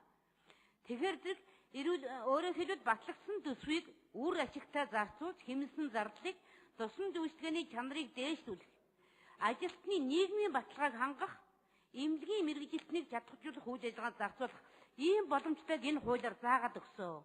Тэгэхээр зэрэг Сарангийн сайдаас асуух гэж байна л да. Энэ эрүүл мэндийн тусламж үйлчилгээний тухай хууль хэрэгжих энэ журмыг энэ эрүүл мэндийн яамны аппаратын холбогдох ажилтнууд яагаад 16 онд байхгүй? Бүтэн жил боллоо. 17 онд байхгүй. Ингээд гаргаж ирэхгүй байгаа юм бэ? Энэ бол тухайн ажлыг хариуцж байгаа мэдээж ажилтнууд байгаа. Эдний ажлын үр дүн байхгүй бол дараагийн хүмүүсийн тэр хугацааг нь хилээд Сарангийн сайд хариулъя. За эмнэлгийн тусламж үйлчилгээний тухай хуулийг 2016 онд өмнөх парламент баталсан. За энэ хуулийн 2 залтыг бид төдөлзүүлснийг та бүхэн мэдэж байгаа. Энэ нь бол тухайн эмнэлгийн удирдах зөвлөлийн бүрэлдэхүүний урамшууллын асуудал, нөгөөх нь төсөлтийн дараах резидент эмчийн цалингийн асуудалтай холбогдуулан эдийн засгийн нөхцөл байдалтай харгалзан бид эдгээр залтуудыг төдөлзүүлсэн байгаа. Ер нь эдгээр залтуудыг сэргээхэн зүйтэй юм а гэдэг бас ийм байр суурийг олон гишүүд илэрхийлж байгаа учраас манай эрүүл мэндийн яамны ажилтнууд, ажил хариуцсан хүмүүс эдгээр энэ хуулийг хэрэгжүүлэх журам дээр бол ажиллаж байгаа. За 16, 17 онд бол энэ журам гараагүй нь өөрөө энэ хууль бас үйлчлэл нь эхлээгүй байсан учраас бусад хуулийн төслүүдийг хэрэгжүүлэх журам дээр бол эрүүл мэндийн яам ажилласан. Одоо бол энэ хуулийг сэргээх шаардлагатай нь практикаар одоо нотлогдож байгаа. Улс төрийн зүгээс, нийгмийн зүгээс, салбарын эхний зүгээс гэсэн энэ хуулийн үйлчлэлийг бас сэргээхэн зүйтэй юм а гэдэг ийм одоо байр суурийг бидэнд илэрхийлж байгаа учраас журам дээр бол эрүүл мэндийн яам ажиллаад эхэлсэн байгаа. За иргэн хүн өөрийн сонголтоор эмнэлгээ, эмчээ сонгон үйлчлүүлэх боломж бол энэ хууль ажилд орсноор, үйлчлэгээнд орсноор хэрэгжих ийм боломж гарна. За гадагшаа валют урсж байгаа эмнэлгийн тусламж үйлчилгээ авах чиглэлээр иргэд маань гадагшаа явж байгаа тухайн асуудлыг ярьж байна. Зүгээр яг таны саяны хэлсэн хэмжээний мөнгө гарч байгаа хэсэг тухай 500 сая тухайд би ярьж байгаа шүү. Арай багавтар мөнгө дуулдаж ирсэн. Баттай мэдээлэл аваад танд хэлье. Ер нь аль болох эх орондоо эмчилдэггүй байгаа өвчнүүдийг эмчилдэг болгох чиглэлд бол ажиллаж байгаа. За одоо үүний үр дүнд бол Монголд амжилтгүй байсан 39 өвчин 32 болж буурсан, 7-оор буурсан, удахгүй 6-аар буулгах ийм зорилттой ажиллаж байгаа.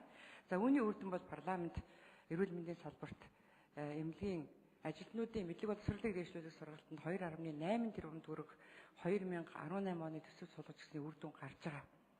Ихэнхдээ сургалтууд гадаадын өндөр хөгжилтэй орнуудад Монголд эмчилдэггүй өвчнүүдийг эмчлэх тэр багийг сургах чиглэлд бол зарцуулагдж байгаа. За одоогийн байдлаар бол нэг 13 төрлийн өвчлөлийн чиглэлээр 81 эмч мэргэжилтнүүд гадаад сургалтанд хамрагдаад заримаас нэхнээсээ ирээд энэ үйл ажиллагаагаа хэрэгжүүлж байгаа. Тийм учраас ер нь бид энэ эмнэлгийн тусламж үйлчилгээний тухай хуулийг үйлчилгээнд оруулах, мөрдөх, сэргээх, төдөлдсөн байгаа заалтуудыг сэргээх ийм ажлыг бол бид хамтдаа хийнэ гэж ингэж ойлгож байгаа. Баярлалаа. Бэлэг төшөнд 1 минут үгүй.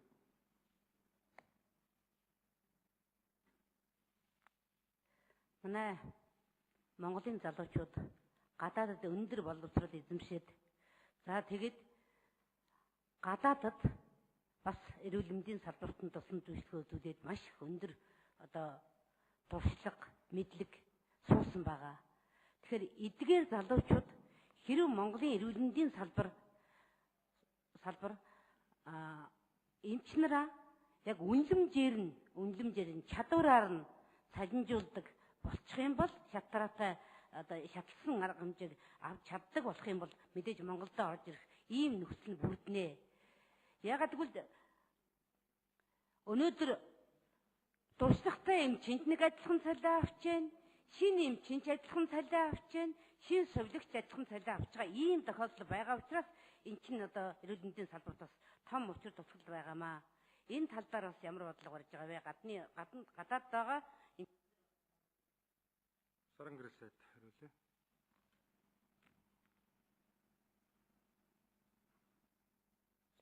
Ер нь манай улсын хурлын чуулганы танхимаас манай гишүүд эрүүл мэндийн салбарын, боловсролын салбарын ер нь нийт ажилтнуудаа ажлынх нь ур чадвараар, ажлын байрны үнэлгээгээр цалинжуулдаг болох энэ тогтолцоо руу шилжих ёстой болсон. Үүний үр дүн зөвхөн салбарт ажиллаж байгаа хүмүүс хүртэх биш, тэр үйлчлэгийг авч байгаа ард иргэдэд бас энэ нь ач холбогдолтой юм а гэдгийг саналыг түрүү манай учрал гишүүд маань ч хэлсэн. Би санал ихтэй байгаамаа. Уган засгийн газрын үйл ажиллагааны мөрийн хөтөлбөрт чухамдаа 3-1-3 байж байгаа. Эрүүл мэнд боловсролын салбарын ажилтнуудыг ажлын ур чадвар, ажилсан жил, ажлын нөхцөл, ажлын ачаалал, гүйцэтгэл үр дүнгээр нь урамшуул салинжуулдаг болно гэсэн ийм заалт байгаад байгаа юм. За өнөөдөр зүгээр энэ хандаж байгаа энэ төсвийн хүрээний мэдээлэл за үндсэн чиглэлийг ингээ харж байхад ер нь нийтэд нэг тодорхой хувиар нэмэх асуудал яригдж байгаа болохоос гүйцэтгэлээр нь салинжуулах, санхүүжүүлэх баасан хөгшин асуулт асууя.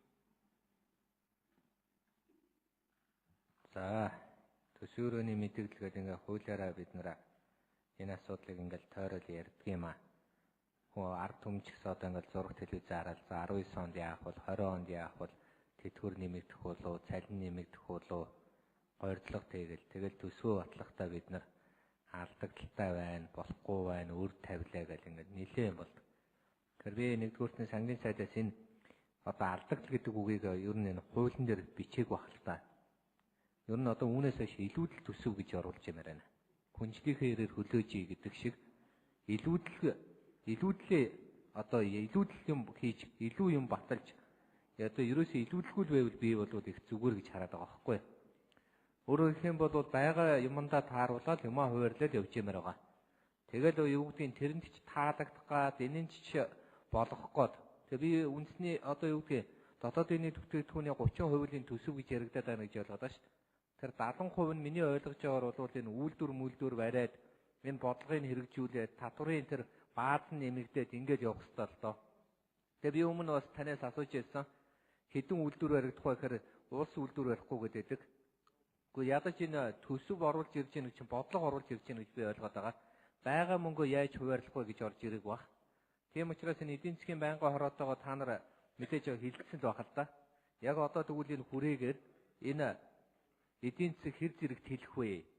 Хидчнээ үйлдвэр яг баригдаж хичнээн ажлын байр бий болох ба. Ажлын байр бий болохгүй болохоор одоо юу гэдгийг их завтаа болсон мэт хүмүүс. Ингэж хараад байна. Хоёрдугаарт нь энэ эрүүл мэндийн салбар одоо энэ сувилагч нар чинь төрийн албаны хідээр цалинждаг үлээдэг. Хоёр шиг санаадах юм. Би бол ядаж 4 рүү оруулах боломж байдаг юм уу? 7 руу оруулах боломж байдаг юм уу? Эрүүл мэндийн яам дээр энийг одоо төсвийн яамд одоо сангийн яамд өгсөн юм байна уу? Цовлогч нарын цалин бол бас арай дэндэл байна л да. За тэгээд яг хувийн эмнэлэг гэдэг энэ бас нэг тодорхой хэмжээгээр зах зээл рүү орж байгаа нь үнэн.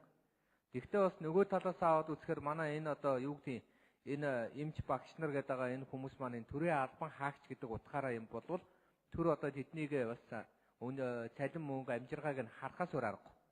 А төрийн албанаасаа ер нь төрийн албаны шинжилгээр миний ойлгож байгаагаар бол зах зээл рүү н оруулъя гэж бодсон шүү дээ. Сая боловсролын сайд нэг буруу юм яриад хэлээ л дээ. Хандив тусламж авахгүй гэд. Би бол яг хонхны баярын мөнгө төгрөг авч байгаа эсэргүүцчээж би бодно. Ариг дарсаа эсэргүүцчэд.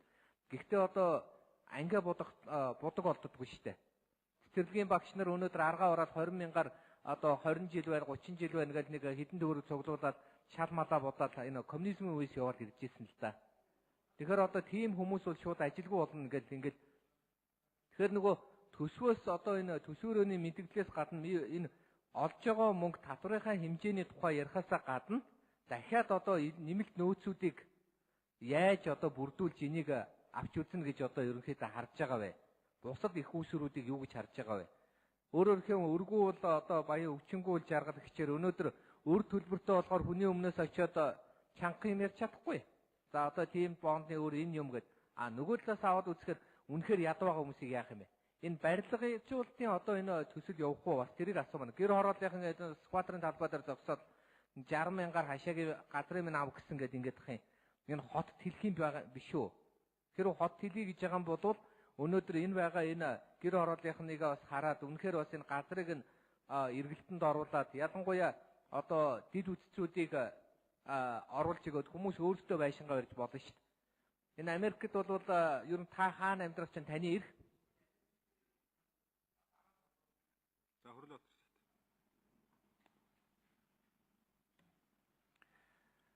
За төсвийн тухай хуулийн дээр бол энэ төсвийн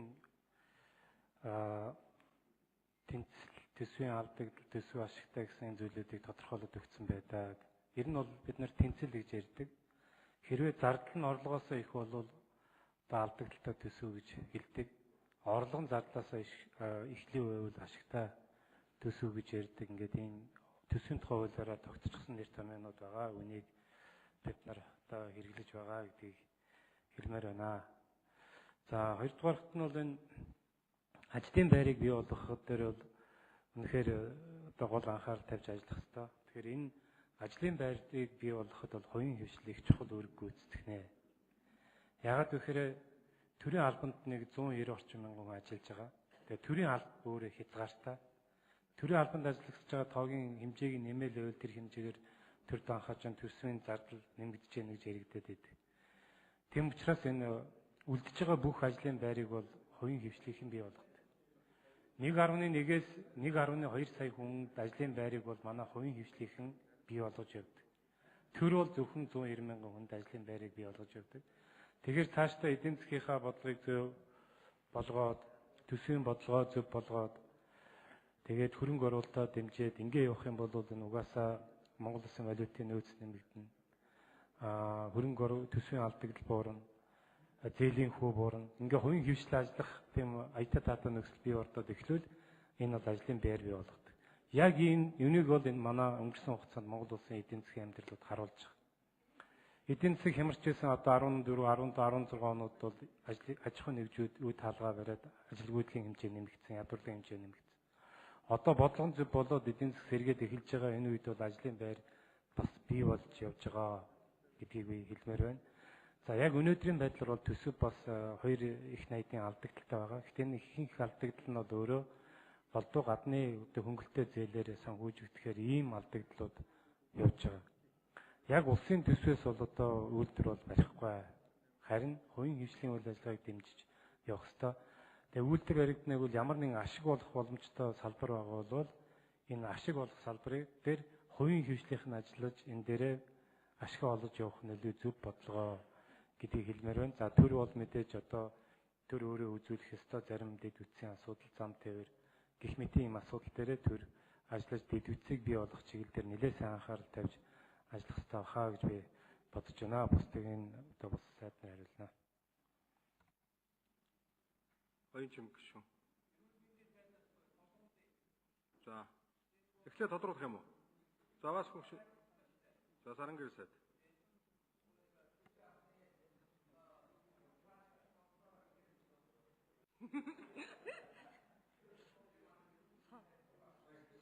Хөгшөө тодруулчих. Тэгээд Сарангэр сайд хариул. Бас хөгшөд 1 минут өгч.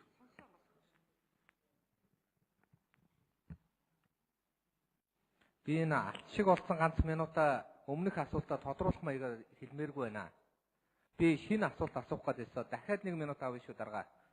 Би юу гэж асуусан бэ гэхээр энэ совилогч нарын одоо энэ байгаа зүйлийг төрийн албаны одоо юу гэдгийг 2-оор биш 4-оор 7-оор болгох тийм боломж байна уу? Энийг 19-20 онд оруулах уу? Ялангуяа энэ чинь ингэж ялахгүй бол 2-оор гэдэг чинь үнэхээр одоо баг байна штэ. Энэ дээр одоо эрүүл мэндийн яамнаас бодлогыг сангийн яамдаа өгсөн үгүй юу? Энийг нэг хэлээд өгөөч гэсэн юм аа. За ингээ энэ тодруулсныхаа дараа их хурлын даргын ажлыг дахиж хийх хэрэгтэй боллоо. Дарга. За Сарангэр гишүүн. Баасан хөгшөөний асуултанд хариулъя. За гишүүн бол чухал асуудал хөндөж байна. Үнэхээр түрүү манай гишүүдийн амнаас ч гарсан. За 5 жил ажилласан, 10 жил ажилласан, 1 жил ажилласан одоо тухайлбал совилогчаа жишээ авч байгаа бол цалингийн зөрүү нь ажилласан жил, ур чадвар, ажиллах нөхцлөөсөө үл хамааран нэг 10-20-30 мянган төгрөгийн зөрүүтэй байгаа юм. Үнэхээр совилогчдын цалин бага байгаа юу гэвэл бага байгаа. Говь Алтай аймагт 2 совилогчтой уулзсан. Нэг 3 жил болж байгаа совилогч 450 мянган төгрөг авдаг. Заас нэг 10 гаруй жил ажиллажсэн ахлах совилогчийн албатай 568 мянган төгрөг авдаг. Тэгээ хэлж байна совилогчдын ер нь 90 гаруй хувь нь банкнд үржээлтэй. Ер нь цалингаа гар дээр авч үзсэнгүй. Цалингаа аваад шууд банкныхаа хүү үндсэн зээлд нэг өгөөд ингээ явж байгаа. Үнэхээр амьдрал хэцүү байна. Гар дээр ядаж нэг 700 мянган төгрөг авдаг бол бас нэг хэсгийг нь банкныхаа Баян чим гишүүн. Ялгайн. Баттамар гишүүн асуултаас бай. За ер нь төсөв хүрээний мэдээллийг ярихад энэ орлогыг цаашдаа нэмэд ажиллах, орлого болох арга замыг бид их сайн харах хэрэгтэй маа. Тэр хүнжлийнхээ хүлээж ийн гэдэг ингээ ярьдаг. Жижиг хүнжилт хөлөө атигаад байх уу, том хүнжилт хөлөөж ийх үү гэдэг нь бол биднээс л өөрснөө шалтгаална шүү дээ. Тэгэхээр орлого дайшлах бол боломжууд бол байна гэж үзэж байгаа. Энэ баялагын засаглалыг их зөв болгох шаардлагууд байгаа юм аа. Энэ лиценз тойрсон энэ алдааг засах шаардлагатай. Энэ ямар нэгэн одоо хүний бүтээгдсэн юмыг буцааж авах гэхгүй. Тэр ашиглах эрхийн зөв одоо ашиглаж гэнэ үү? Улсын хооронд бол өөртөө хэрэгтэй ашиглаж чадж гэнэ үү гэдэг л энэ засаглалын юмыг л одоо зөв болгох шаардлагыг яриад байгаа. Хүний хөгжүүлэх одоо шаардлага байгаа. Нэгэнд орлого ярьж байгаа учраас орлогыг нэмэгдүүлэх чиглэл ярьж байгаа. Хүнд оруулсан хөрөнгө оруулалт бол үнэхээр үр ашигтай байдаг. Өнөөдрийн энэ мухардлын бас нэг гол шалтгаан бол бидний нарчил зах зээлийн нийгэм жилчгтэй хүнээ бэлдэж чадаагүй. Үүнээс болж энэ ядуурл гэдэг юм бол хэрчинтэй тэлж өнөөдрийн хүртлээр буурахгүй байгаад байгаа. Гэх мэт одоо хүнд оруулсан хөрөнгө оруулалт үр дүнтэй болж хүн соёлжих тутам бүтээмж нь одоо нэмэгдээд идэг энэ судалгаа байдаг. За тэгээд цаашаа төрийн зохицуултуудыг их том төвшөнд одоо хийх, зөв хийх. Төрийн зохицуулт улсыг хөрөнгө хөгжиж байгаа. Том төслүүдэд хөгжүүлэх, жижиг дунд үйлдвэр хөгжүүлэх, хөдөө аж ахуйн аюул жуулчлалыг хөгжүүлэх гэдэг их олон арга хэмжээг авч хэрэгжүүлэх шаардлага байгаа. Энэ инфляцийн түвшин 8% гэдэг ингээд байгаа. Энэ бол одоо өндөр байгаа маа. Энийг одоо бид тодорхой байнгын хорооны хурлуудаар хэлж байгаа. Яг одоо очиад эрэлтээр өдөөгдгийг нийлүүлэлээр гэдгийг таалж байгаа. Мөнгөний ус хамаарал нь одоо хичнээн байгаа гэдэг ингээд бас яг тодорхой тоо хэлж чадахгүй байгаа юм л да.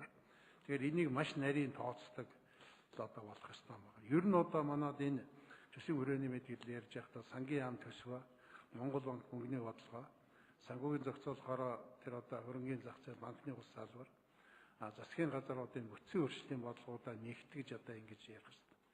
Эдгээр одоо ингээд тусдаа ингээд хариуцаа явуулдаг. Эдгээрийг одоо нийлүүлээд өөрөөр хэлбэл салбар дундын одоо хоорондын энэ зохицуултуудыг хийдэг ийм байгууллагууд хүн дутагтаад байгаа юм. тусдаа яваад. Энийг одоо би олон дахин ярьж байгаамаа. Энэ зээлзэх зэрэглэлийг одоо их одоо дампуурлын өмнөх хэрмэгт байсан. Ахиж байгаа энэ бол зүйтэй. За энийг улам цаашаага одоо зээлзэх зэрэглэлийг сайжруулсан Монгол улсын одоо цаашдын хөгжилд эдийн засгийн өсөлт бий болох өрийн дарамтаас гарах энэ олон ажилд их тустай байгаа. За өрийн дарамт гэдэг нь бол үнэхээр гоо. Дотоодын нийт бүтээгдэхүүний 80 хэдэн %, бараг 90% болох гэсэн. Одоо 55% болж байгаа. Өөрчлөлт гарч байгаа. Гэхдээ энийг 40% болгож ээж одоо өрийн тийм дарамтаас гарч байгаа дунд хугацаанд өөрөөр дунд түвшинд гэдэг англи руу ордог юм байна лээ. Тэгэхээр энэ чиглэлд бид их зүйл хийх юм шаардлага бол үүсэж байгаамаа. За эдийн засгийн өсөлт 8% гэж байгаамаа. Яг хүртээмжтэй тэр өсөлт нь ямар байна? Энэ оюу толгойн одоо эдийн засгийн өсөлтөд оруулж байгаа оюу толгойн энэ хувь нэмрийг хасахаар одоо яг бодит өсөлт нь хэд байна? Ийм асуулт байна. Энийг би сангийн яамныхнаас асууж байгаа. Дотоодын эдийн засгийн өсөлтийг гадаад зээлээр бүрдүүлээд ийн гэдэг бол өөрөө өрийн хямрал руу авч явдаг. Ийм аюултай. Тэгэхээр энэ тооцоол байна уу? Энэ дотоодын эдийн засгийн одоо 8% өсөлтөд Батмөрөгшин 1 минут нэмж өгье. Дотоодын эдийн засгийн өсөлтөд гадаад энэ зээлийн нөлөөлөл нь хэр зэрэг байна? Ийм асуулт байна. Энийг сангийн яамны хүмүүс хариулж байна. За манай төсөвд одоо их том бодит одоо дарамт очруулж байгаа юм бол нийгмийн даатгалын шимтгэлийн одоо нийгмийн даатгалын санд өгөх татаас. За 600 энэ жил одоо 646 тэрбум төгрөг өгч байгаа юм одоо тоо надад байна. Энэ эх жил 690 болох юм байна. За тэрний дараагийн жил 600 700 гараа явчих юм байна. Энэ одоо нийгмийн даатгалын сан гэрн одоо цаашдаа бий даалгах юм уу? Энэ татаасыг багасгах шиг л одоо юу хийж болох? Ийм хоёр дахь асуудал байна. Эдгээр асуултуудад хариулт олж өгөөч. Ялангуяа одоо энэ салбар хоорондын дээр санхүүгийн зохицуулахаараа Монгол банк сангийн яамны энэ бодлогын энийг одоо зохицуулдаг ямар үтээс байж болох вэ? Өнөөдрийн энэ явж байгаа ер нь зөв байна уу гэдгийг би Хүрлбаатар сайдаас асууж байна. Хүрлбаатар сайд хариулъя. За яг оюун толгойгүй бол энэ нийслэл ямар байх вэ гэдэг. Би энэ 17 оны эдийн засгийн өсөлтийг яг ямар салбаруудаас бий болсон бэ гэдгийг хэлвэл нэлээд тодорхой болох байхаа гэж бодож байна. Яг л оюун толгой гэдэг ингэх юм бол яг уул уурхай холбоотой холбоотойгоос гадна нөгөө бусад салбарууд руу нэлээд тийм хальж орсон нөлөөтэй байдаг. Тэр нөлөөгийн бас гүйц салгаж чадахгүй байгаа учраас би үндэсний статистикийн газрын энэ саяхан гаргасан энэ дотоодын нийт бүтээгдэхүүний судалгааны мэдээллийг би та бүхэнд уншиж өгье гэж бодож байна. За 5.1% өсөлтийг бий болгоход хөдөө аж ахуйн бол хөдөө аж ахуйн салбарын 2.3% өсөлт хувь нэмэр оруулсан. За уул уурхай холбоотой салбар бол хасах 6.9%, аж үйлдвэр байдлын салбар бол 12.3% өсөлт, үйлчлэгээний салбарын өсөлт бол 8.5%, за бүтээгдэхүүний цэвэр татвар 18.6% гэсэн ийм судалгааг бол хийсэн байна. За цаашдаа энэ тэтгэврийн даатгалын сангийн энэ алдагдлыг ер нь яах вэ гэж. Яг үндэ хэлэхэд бол энэ нэлээд одоо асуудал бол энэ төр байгаа. Юу вэ гэхээр маш олон аж ахуйн нэгжүүд дээр ажиллаж байгаа хүмүүсүүд нийгмийн даатгалын шимтгэлийг төлдөггүй. Ямар нэгэн хэлбэрийг гэрээ хийж яах гэдэг юм уу, цалингийнхын хэмжээг доошоо тавиад бага төлөвлөлөө явуулдаг. Ийм зүйл ажиглагддаг. Тэгэхээр цаашдаа энэ нийгмийн даатгалын сангийн энэ алдагдлыг үнэхээр буулгая гэж байгаа бол бид нар энэ ажлын байрыг нэлээ бий болгоод энийг тэлж өгөх хэрэгтэй. Маш олон хүнээр нийгмийн даатгалын санд тэр шимтгэлийн төлөвлөлтийг болгож хувиргах хэрэгтэй. Ингэж чадах юм бол харин энэ нийгмийн даатгалын сангийн цаашдын шинжилэл нэлээд явагдах байхаа гэсэн ийм бодолтой байдаг. Хувь хүний өөрийнх нь оролцоог нь бас нэлээд сайн нэмж өгөх ёстой гэж дотроо бодож явдаг. Түүнээс биш хувь шимтгэлийн хэмжээг нэмэх хэмжээгээр энэ алдагдал буурна гэж байхгүй шүү дээ. Аль болохоор олон хүн нийгмийн даатгалд шимтгэлээ төлдөг, хамрагддаг. Ингэж байж чадвал энэ өөрөө зөв бол. Дээр нь олон жилийн турш нийгмийн даатгалын санд одоо шимтгэлээ төлөөд явж байгаа хүн бага тэтгэр авдаг. Гэтэл яг 5хан жилийг нь тааруулж агаад айгүй өндөр хэмжээний цалин тавиад маш өндөр хэмжээний шимтгэл төлөөл тэгээд 5хан жил төлсөн хүн насаараа 30 жил шимтгэлээ боддоо өөрийнхөө цалингаас өгчөөсөн хүнээс хэд дахин өндөр тэтгэр аав явж байгаа юм шудраг бус юмнуудыг л бид нар засах хэрэгтэй. Ингэж чадах юм бол бид нар энэ нийгмийн даатгалын сан дээр тэтгэврийн сангийн авдагдлуудыг бид нар засч чадна. Ямар нь улс төрийн хувьд бол мэдээж хэсэг хүмүүсэд орж ирээд улс төр хийн. Гэхдээ бид нар зориг гаргаад энийг шийдэж явахгүй бол тэр насаараа нийгмийн даатгалын шимтгэл төлсөн хүмүүсийн тэтгэвэр бага төлөв тогтоогддог. Аргатай чаргатай хүмүүсүүд нь 5 жил өндөр хуваар төлөөд өндөр хэмжээний тэтгэвэр авдаг ийм шудраг бус юмнуудыг л бид нэр зэгцлэх ёстой. Одоо 5-ыг 7 болгоход ямар их өөрчлөлт өөрчлөлт эрсдэл орж ирж байна вэ? Уг нь төлсөн шимтгэлээ насаараа төл түүнээсээ л түүндээ харгалзсан тэтгэврээ авдаг энэ зарчим бол уул нь бол шударгал юм байна. Гэхдээ бас улс төр байна. Цаана одоо төрлөрийн харж үзэх олон шалтгаан байдаг баг. Гэхдээ цаашдаа бид нэр ийм аажмаар засах асуудлыг зоригтой хийж бид нэр нийгмийн даатгалын санг зөв болгож явна гэж бодож байна. За Бацаандан гишүүн болгоё. Гишүүд асуулт асууж хариулт авч дууслаа. За Монгол Улсын нэгдсэн төсвийн 2019 оны төсвийн хүрээний мэдээлэл 2020-оос 2021 оны төсөөллийн тухай хуулийн төслийг эцсийн хэлцүүлэлт бэлтгүүлэхээр төсвийн байнгын хороонд шилжүүлж байна. За үндсэн чиглэл төсвийн өрөөний мэдээлэл хоёрын уялдааг хангах талаар эдийн засаг төсвийн байнгын хороод анхаарал тавьж ажиллаарай.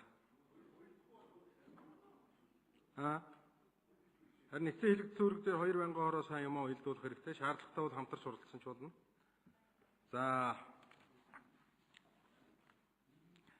нэг 4 хуулийн эцсийн найруулга сонсчихё. Энэ жоохон яралтай гэдэг хэвлэлтэнд юм орох гэдэг шиг байна. Гайлийн албан дотроос чөлөөлөх тухай хуулийн эцсийн найруулга дээр саналтай гишүүн байна уу? За эцсийн найруулга сонслоо. Нэмэгдсэн өртгийн албан дотроос чөлөөлөх тухай хуулийн эцсийн найруулга дээр саналтай гишүүн байна уу? За эцсийн найруулга сонслоо. Гайлийн албан дотроос чөлөөлөх тухай хуулийг дагаж мөрдөх журмын тухай хуулийн эцсийн найруулга дээр саналтай гишүүн байна уу? За эцсийн найруулга сонслоо. Нэмэгдсэн өртгийн албан дотроос чөлөөлөх тухай хуулийг дагаж мөрдөх журмын тухай хуулийн эцсийн найруулга дээр саналтай гишүүн байна уу? За эцсийн найруулга сонслоо. Дараагийн асуудалд орё. Жижиг дунд үйлдвэр үйлчилгээг дэмжих тухай хуулийн шинжилсэн найруулгын төсөл болон хамт өрмөдгөлсөн бусад хуулийн төслүүдийн үзэл баримтлалыг хэлц хэсэх асуудлыг ярья. За хууль санаас хүчин хэлтгэлийг улсын хурлын гишүүн Ганбаатар танилцуулна. Ганбаатар гишүүнийг энд төрж байна.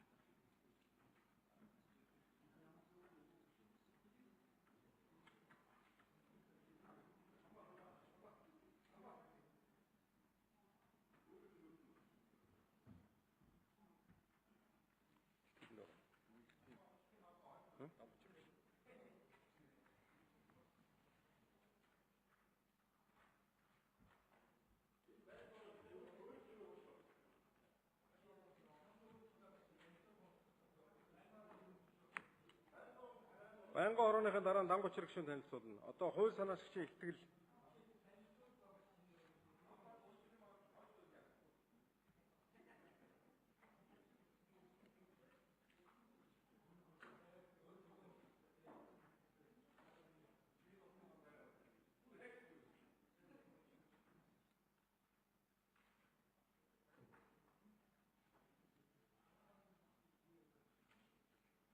байнгын хорон дээр танилцуулсан ихтгэлээр уншиж шүү дээ.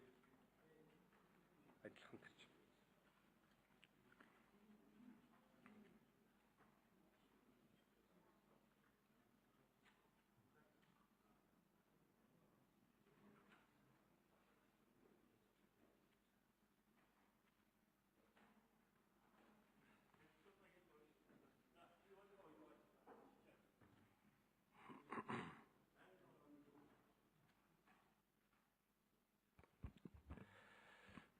За эрхэм гишүүдэд энэ өдрийн мэндийг хүргье. Жижиг дунд үйлдвэрлэл үйлчлэгийг дэмжих тухай хуулийг танилцуулгыг хий. Хууль тогтоомжийн хуулийг бол энэ хууль маань ягштал байсан. Хуулийн төслийг өргөн барьсан гишүүдийн хамтаа 0 орчим хугацаанд боловсруулсан. Тамгын газрын судалгааны хэлэлцээр олон улсын туршлагыг судлуулсан. Тандан судалгаа өр нөлөөлийн тайлан зардлын тооцоог бол хийсэн байгаа. 21 аймаг нийслэлийн 800 гаруй жижиг дунд үйлдвэрлэгч нарын дунд төрийн ордонд хилцүүлэх зохион байгуулсан. Мэргэжлийн байгууллага, төрийн бус байгууллагуудаас бичгээр саналыг авч хуулийн төсөлд тусгасан. За мөн засгийн газрын саналыг авч тусгасан. Их хурлын вебсайт нь 45 хоног байршуулсан гэдгийг хэлье. За хуулийн нэрийн хувьд төрийн ордонд хийсэн хилцүүлгээр жижиг дунд үйлдвэрлэлийн бизнесийг дэмжих тухай хууль гэдгийг энэ үйлчлэгээ гэдгийг бас нэмж оруулсан байгаа. Мөн засгийн газрын санал дээр жижиг дунд үйлдвэрлэл үйлчлэгийг дэмжих тухай хууль гэж өөрчлөх санал засгийн газраас ирсэн гэдгийг хэлье. За хуулийн гол зорилго бол ажлын байрын шинээр бий болгох, ард иргэдийн бизнес эрхлэх сонирхлыг нэмэгдүүлэх, бичгээс жижиг, жижигээс дунд, дундаас өсөлдөх чадвартай томоохон аж нэгж болоход хуулийн гол зорилго бол оршиж байгаа. За хуулийн гол зорилт бол жижиг дунд үйлдвэр үйлчлэгээ эрхлэгчид төрөөс үзүүлэх дэмжлэгийг тодорхой болгох, дэмжлэгийн хэлбэрүүд дээр хөнгөлөлттэй зээл олгох, татврын хөнгөлөлт үзүүлэх, ангилал агсан тохиолдолд зээлийн хэмжээг бууруулах, зээлийн хүүгийн зөрүүг олгох, төрийн худалдан авалтыг авалтаар дэмжлэг үзүүлэх, тоног төхөөрөмж санхүүгийн төрөөсөө үйлчлэгээ гэсэн ийм хуулийн гол зорилт бол байна. За хуулийн хамар хүрээний хувьд бол зөвхөн дотоодын аж ахуй нэгжүүдэд энэ хууль хамаарна гэж үтсэн байгаа. Гадаад улсын хуулийн этгээд хууль заасан дэмжлэгийг бол манай жижиг дундын хувьд бол хамаарахгүй гэж үзэж байна. Мөн төрийн өмчт болон төрийн бус байгууллага энэ хуульд бол хамаарахгүй. Татвар төлөгчдийн мөнгөөр бий болсон сангийн хөрөнгөөр дотоодын аж ахуй нэгжүүдийг дэмжих ийм хууль байгаа гэдгийг хэлье. За мөн энэ хуулиас бол өмнө нь байсан хуулиудаас гол өөрчлөлт бол иргэнийг бол энэ хуулиас бол хассан байгаа гэдгийг бол хэлье. Гол үндэслэл нь бол ажлын байрыг шинээр бий болгох, хоёр хүнтэй ч гэсэн аж ахуй нэгжийг бий болгороо гэсэн энэ үндэслэлээр иргэнийг энэ хуулиас бол хассан байгаа гэдгийг хэлье. За жижиг дунд үйлдвэр үйлчлэгээ эрхлэгч гэж яг хэн бэ гэдгийг хуулинд бас нарийн томьёолсон. За 200 хүртэлх ажилчинтай 2.5 тэрбум төгрөгийн жилийн борлуулалтын орлоготой аж ахуй нэгжийг жижиг дунд үйлдвэрлэл үйлчлэгээ эрхлэгчээ гэж томьёолж байгаа. За энэ ангилалд бол энд хуулинд бол ангиллыг бол 3 болгож өмнөх хууль дээр бол 2 байсан бол бид бол 3 болгож өөрчилсөн байгаа. Бичил жижиг дунд гэж өөрчилсөн. Бичиг үйлдвэрлэл үйлчлэгээ эрхлэгч гэж эс хүртэлх ажилчинтай 250 сая төгрөгийн жилийн борлуулалтын орлоготой аж ахуй нэгжийг бол хэлж байгаа. Жижиг үйлдвэрлэгч гэж 50 хүртэлх ажилчинтай 50 сая төгрөгийн жилийн борлуулалтын орлоготой аж ахуй нэгжийг бол хэлж байгаа. Дунд гэдэгтэр бол 200 хүртэлх ажилчинтай 2.5 тэрбум төгрөгийн жилийн орлоготой аж ахуй нэгжүүдийг хэлж байгаамаа. За татврын бас таатай орчныг бүрдүүлэх талаар хуулинд бол олон зүйл заалт бол бас туссан байгаа. За жилд нэг удаа татврын тайлан гаргана. За 2.5 тэрбум төгрөг хүртэл орлоготой аж ахуй нэгжүүд 1% татвар аж ахуй нэгжийн орлогын татварыг 1%-аар төлнө гэсэн ийм зүйлсийг хуулинд бас туссан байгааг хэлье. Та бүхнийг хуулийг хэлэлцэх явцад идэвхтэй оролцож хуулийг дэмжиж өгөх гэдэгт найдаж байна. Баярлалаа. Хамбатар гишүүнд баярлалаа. За төслийн талаар эдийн засгийн байнгын хороо санал дүгнэлт гаргасан. Санал дүгнэлтийг байнгын хорон дарга Дамбачрыг танилцуулнаа. Дамбачрыг даргаыг энд төрж байна.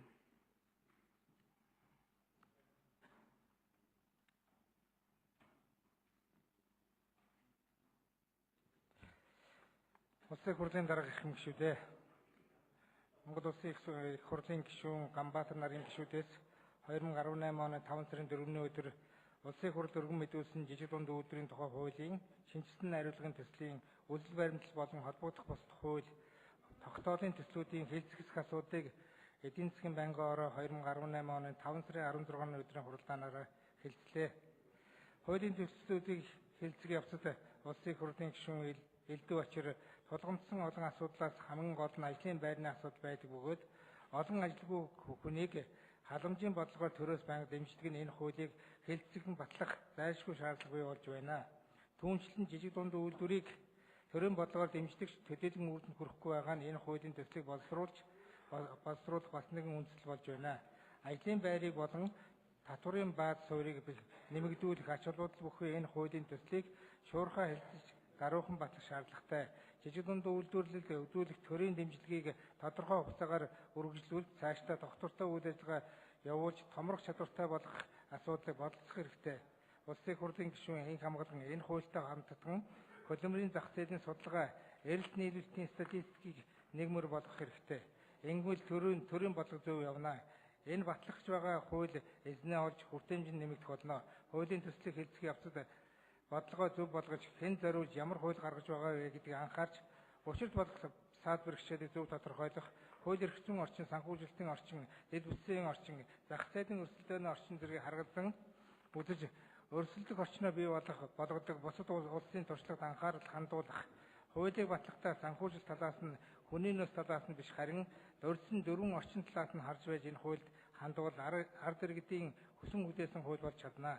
Түүнчлэн санхүүжилтийн дэмжлэгийг олох асуудлыг төрийн ямар бүтцээр авч явах вэ гэдгийг нэгбэр болгох хэрэгтэй байна.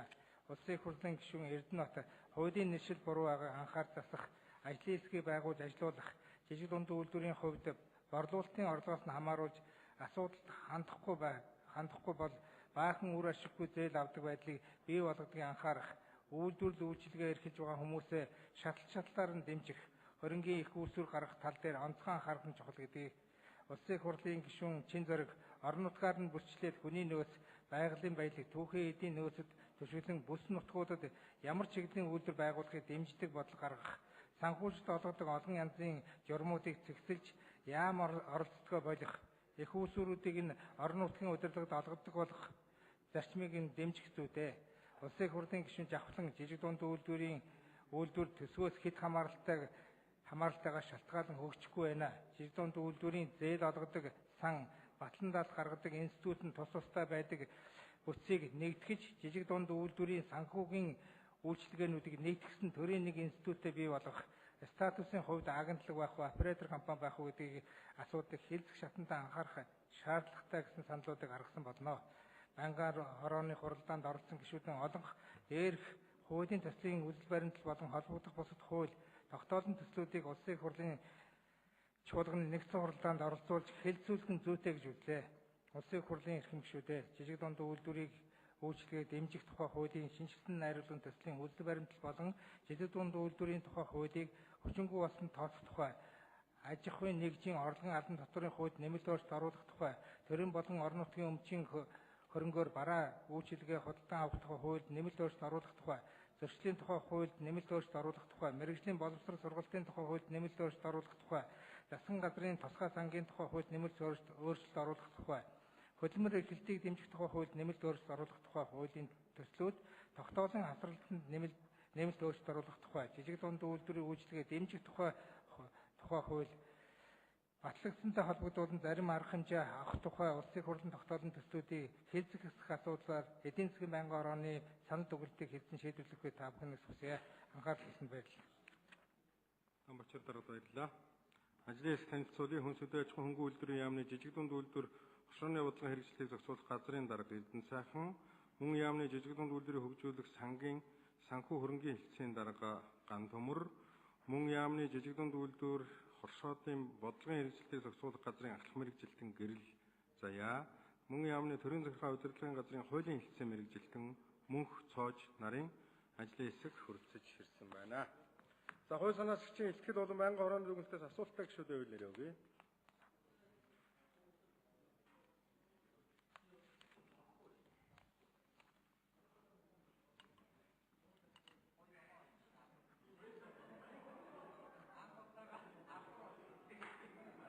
Жавхлан гишүүнээр за Ган толгой гишүүнээр дасгалаа. Ган толгой гишүүнээр дасгалаа. За бодлого гишүүн асуултаа асууя. Баярлалаа. Тэгэхээр өнөөдрийн хэлцэж байгаа энэ хуулийг дэмжиж байна. Үнэхээр одоо их хурлаас яг олон хүнд хамаарах, Монголын эдийн засгт тус нэмэр болох чухал хууль одоо хэлцэх юм саналыг бид гаргаад байгаа. Тэгэхээр энэ хууль бол энэ одоо мөнөөс өмнө юм аа. Тэгээ энэ хуультай холбогдуулаад зөвсөл санаагчдаас би юу асуух чинь гэхээр яг энэ хууль одоо шинжилсэн найруулгаар одоо ингээд батлагдахад яг өмнөх хуулиасаа яг жижиг дунд үйлдвэр эрхлэгч энэ бизнес эрхлэгчтэй яг одоо ямар одоо давуу талууд бий болох вэ?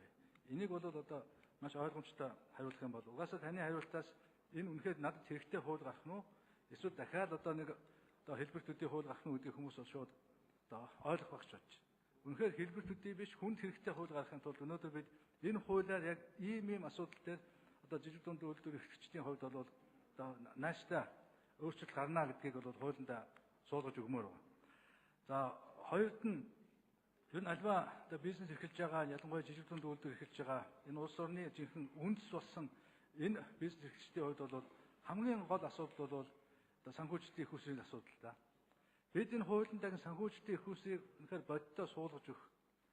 Одоо үнэхээр хинч одоо булааж авахгүй өмнөөс нь орж тийм ээ одоо буруу зөрүү зарцуулахгүй яг энэ одоо жижиг дунд үйлдвэр эрхлэгчдэд зориулсан тэр санхүүжилтийн их усрыг бид энэ хуулиндаа яаж суулгах вэ? Энэ санхүүжилтийн их уср бол нэг талаас суугаад нөгөө талд нь бид чинь бол гэр орноосоо илүү өөрснөө одоо үнэхээр чадвартай, ирмэлзэлтэй, сайхан сэтгэлтэй ийм хүмүүс байдаг. Өр хүүхдүүдээс нь өөр идэвх барьцаалах юм байхгүй шүү дээ. Тэгэхээр энэ барьцаа баталгааны асуудал энэ бизнес эрхлэгчдийн хувьд бол хамгийн тулгымчин том асуудлууд байдаг. Тэгэхээр энэ дээр одоо тэр хүмүүсээ таньдаг, тэр хүмүүсийнхаа хийж байгаа ажлын судалдаг, тэр нутаг дэвсгэр засаглагын байгууллагууд өөрснөө энэ жижиг дунд үйлдвэр эрхлэгчдтэй бол одоо тэр барьцаа баталгааг нь бол гаргаж өгдөг ийм одоо зохицуултуудыг энэ хуулинд суулгаж авах уу гэдэг асуудал байна. За энэ жижиг дунд үйлдвэрийн асуудал бол үнэхээр энэ бол юм ус төргөө асуудал. Энэ бүх засаг бүх их хурл бол ямагт энэ тал дээр бол дэмжлэг үзүүлээ, асуудлын шийдвэрлэе, тулгамдсан ямар ч одоо асуудал тавигдахад бол нааштай хандах юм бодлого баримталдаг. Чадж байгаа чаддгүй нь үнэхээр үнэн сэтгэлээсээ хэрэгжүүлж байгаа хэрэгжүүлэхгүй нь өөр байдаг. Тэгэхээр энэ нөхцөл бол одоо өмнө одоо та бүд мэдж байгаа. Энэ жижиг дунд үйлдвэр эрхлэгчдийн хувьд эдгээр одоо барилга байгууламж одоо тодорхой одоо эдний үйлдвэрлэл ашиглаж байгаа тэр барилга байгууламжийн хувьд ипотекийн зээл хамрагдуулах энэ талын шийдвэр гаргах санааг бол нэлээд эрчимдээ дэвшүүлээд явж байсан. Энэ хэрэгжүүл болох уу? Яг л эдгээр чинь бол үнэхээр л одоо тэр иргэдийн дунд яг одоо хүнд хамгийн ойрхон ажлын байр бий болгоод үйлдвэр үйлчлэгээ явуулаад Монголын нийгэмд бол хамгийн үнцэнтэй ажлыг хийж байгаа шүү дээ. Тэгэхээр эдгээр бол үнэхээр яг нэг ёсны нэг айл өрхийн хэмжээний ийм үйлдвэрлэл эрхлэгчид. Тэгэхээр одоо тэр барьж байгаа тэр ажлын цехийн байшин тэр үйлчлэгээний байгууллага үйлдвэрлэлийн тэр байгууламжид нь тэр урт хугацааны хямд өртөгтэй ипотекийн зээлийг бол олгох бол хамгийн том тусламж дэмжлэг болно. Энэ тал дээр одоо ямар бодлого байна вэ? Тэр нь энэ бүх одоо жижиг дунд үйлдвэр эрхлэгчдийн хувьд бол одоо хамгийн ойрхон одоо санхүүгийн байгууллага гэхлээр хадлан зээлийн хошоо банк ус санхүүгийн байгууллагууд байдаг. Тэднийг яаж дэмжиж, тэрийг яаж энэ бүх одоо хамтын ажиллагааны дамжлагад нь бол багтаах вэ? Тэрнээс тэр одоо тэр бусад том байгууллагууд бол тэднээс бол үнэхээр хол. Харин тэр хамгийн ойрхон байгаа тэр байгууллагуудыг энэ дэмжих ийм хуулийн зохицуултууд байна уу гэдгийг тодруулж өгнө. За Ганбаатар гишүүн хариулах. Ганбаатар гишүүний микрофоныг өгье.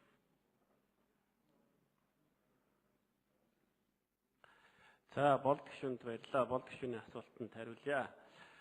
За өмнөх хуулиудаас юугаар давуу болсон бэ гэдэг асуултанд хариулахад за ер нь бол жижиг дунд үйлдвэрлэл үйлчлэгээ эрхлэгч гэдгийг би бас ахиад томьёолоод хэлье. 2.5 тэрбум төгрөгийн орлоготой 200 хүртэлх ажилчинтай ийм аж ахуй нэгжүүдийг бол жижиг дунд үйлдвэрлэл үйлчлэгээ эрхлэгчээ гэж хуулинд бол нарийн томьёолж оруулсан байгаа. За энэ бол нэг одоо давуу талаа гэдгийг бас танд хэлье. За хоёрт бол төрийн дэмжлэгийг одоо бас одоо энэ англиараа дамжуулаад маш тодорхой болгосон байна. За төрийн дэмжлэг гэхлээр одоо зээл санхүүг одоо өмнө нь бол 2 тэрбум төгрөглөх зээлийг одоо шаардлага хангасан барьцаа хөрөнгөтэй санхүүгийн тайлан баланстай одоо тэр банкны юм уу одоо тэр одоо яамны шаардлага хангасан аж ахуй нэгжүүдэд өгдөг байсан бол одоо энэ хуулиар жижиг болоод бичил аж ахуй нэгжүүдийн тайлан баланс шаардахгүй одоо бизнесийн санаа бусад туршлага дээр нь тулгуурлаад одоо сангаас өгнө. За 500 сая төгрөгөөс дээш одоо зээлийн бол зөвхөн банкар дамжуулна гэсэн ийм зүйл хуулинд бас туссан байгаа. Энэ бол одоо бас нэгэн давуу тал гэж би одоо үзэж байгаа. За мөн бол энэ жижиг дунд үйлдвэрлэл эрхлэгчдийн бол одоо төрд үзүүлж байгаа хамгийн гол дэмжлэг бол ажлын байраар одоо хангаж байгаа. Төрийн одоо дарамтыг бол одоо багасгаж байгаа. Төр төлөвлөх одоо тэр дарамтыг бол багасгаж байгаа. Тэгэхээр бид бас ажлын байр нэмэгдүүлж байгаа одоо тохиолдол бүрт нь бас урамшуулах энэ одоо гэхдээ бид одоо өнөөдөр яг байгаа нөхцөл шаардлагадаа одоо тааруулж л одоо урамшуулах энэ нөхцөл байдлыг бол тусгасан байгаа. За энд бол юу вэ гэхээр 1% татвартай болж байгаа. За энэ бол өмнө нь бол огт байгаагүй зүйл. За энэ бол одоо нэлээд том дэмжлэгээ гэж бол үзэж байгаа. За мөн нэг удаа тайлан баланс гаргана гэж үзэж байгаа. Тэгвэл одоо жижиг дунд үйлдвэр үргэлжлэгчнэр эрхлэгч нар маань нягтлан ажиллаулаад, няруу ажиллаулаад өөрсдөө одоо тайлан баланс гаргаж ийн гэдэг одоо энэ хүн ядаж одоо оронтой нь багасах. Яг хийж байгаа ажил руугаа фокуслох, хийж байгаа зүйлдээ одоо бүх санаа сэтгэлгээ зориулах. Түүнээс одоо хизээ нэгэн хүн ирээд татврын тайлан өгсөнгүүгээд ингээд дарамтлах нь гэсэн энэ одоо санаа зовлт энэ зүйлүүдээс бас одоо багч гисэн ангижруулах энэ зүйл бас хуулинд бас туссан. За мөн бол одоо дэмжлэгийг их тодорхой болгох үүднээс нэлээд олон аж ахуй нэгжүүдийг бас одоо хуулинд үл хамаарах байдлаар ангилж өгсөн байгаа. За өмнө нь бол төрийн дэмжлэгийг бас нэлээд томоохон байгууллагууд урд дуур нь ороод том зээлүүдийг авчдаг байсан бол одоо жишээлбэл бол юу нэмэгдсэн бэ гэхээр худалдаа үйлчилгээний сүлжээ компаниудыг бол энд бол огт оруулахыг бол орьсон байгаа. Энэ манай хуульд бол үл хамаарж байгаа. Барьцаалан зөвлөлдүүлэх үйлчилгээ, зуулчлалын үйлчилгээ, хууль зүйн зөвлөгөө үйлчилгээ, хадгалан зээлийн хоршоо гэсэн ийм одоо бизнес эрхлэлтийг одоо аж ахуй нэгжүүдийг одоо манай хуулинд одоо үл хамаарна гэж заасан байгаа. Энэ бол бас яг төрийн дэмжлэг бодиттой төвшөндөө хүрнэ гэж одоо бид бас тооцоолсон гэдгийг бас танд хэлье. Санхүүгийн их үүсвэрийн хувьд бол яаж доктортой барих вэ гэж хоёрдугаар асуулт байгаа. Санхүүгийн их үүсвэрийн хувьд бол би нөгөө хариулах цаг бага учраас хурдан хариулахгүй болохгүй. Төсвийн нийт хөрөнгө оруулалтын зардлын 10% гэж өмнө хуулинд бол байсан дээр жил бүр гэсэн үгийг бол нэмсэн байгаа. За энэ бол санхүүгийн хувьд бол нэлээд тодорхой дэмжлэг болох болов гэж бодож байгаа. За мөн иргэн төлөлтийн хувьд бол бусад сангуудаас бол нэлээд сайн. Иргэн төлөлтийн хувьд бол бараг 90-10% давуу одоо байдаг учраас бусад төлөлттэй байдаг учраас санхүүгийн хувьд бол нэлээд бас боломжийн болоод ирэх ийм зүйл анзаарэгдэж байгаа. За тэр та бас тэр барьцаа хөрөнгөний талаар асуусан. Мөн барьцаа хөрөнгө нэхгүйгээр санхүүгийн тайлан нэхгүйгээр одоо яг бичил одоо жижиг одоо аж ахуй нэгжүүдийг бас сангаас нь зээл олгох маш бага хүүтэйгээр зээл олох энэ боломжийг хуулиар бүрдүүлж өгч байгаа. Баярлалаа. Болгошин 1 минут хэмжээ. Засгийн газраас асуумаар байна л да. Яг өнөөдөр бид гадаадаас маш их зээл тусламж авч байгаа л да. Тэгэхээр энэ зээл тусламжийн яг хэдэн хувь нь өнөөдөр яг жижиг дунд үйлдвэрийг дэмжихэд зарцуулагдж байна. Тэгээ янз бүрийн тусламжтай орж ирдэг яг тийм бодиттой одоо ингээ багцсан тоогоо нэг өгөөч.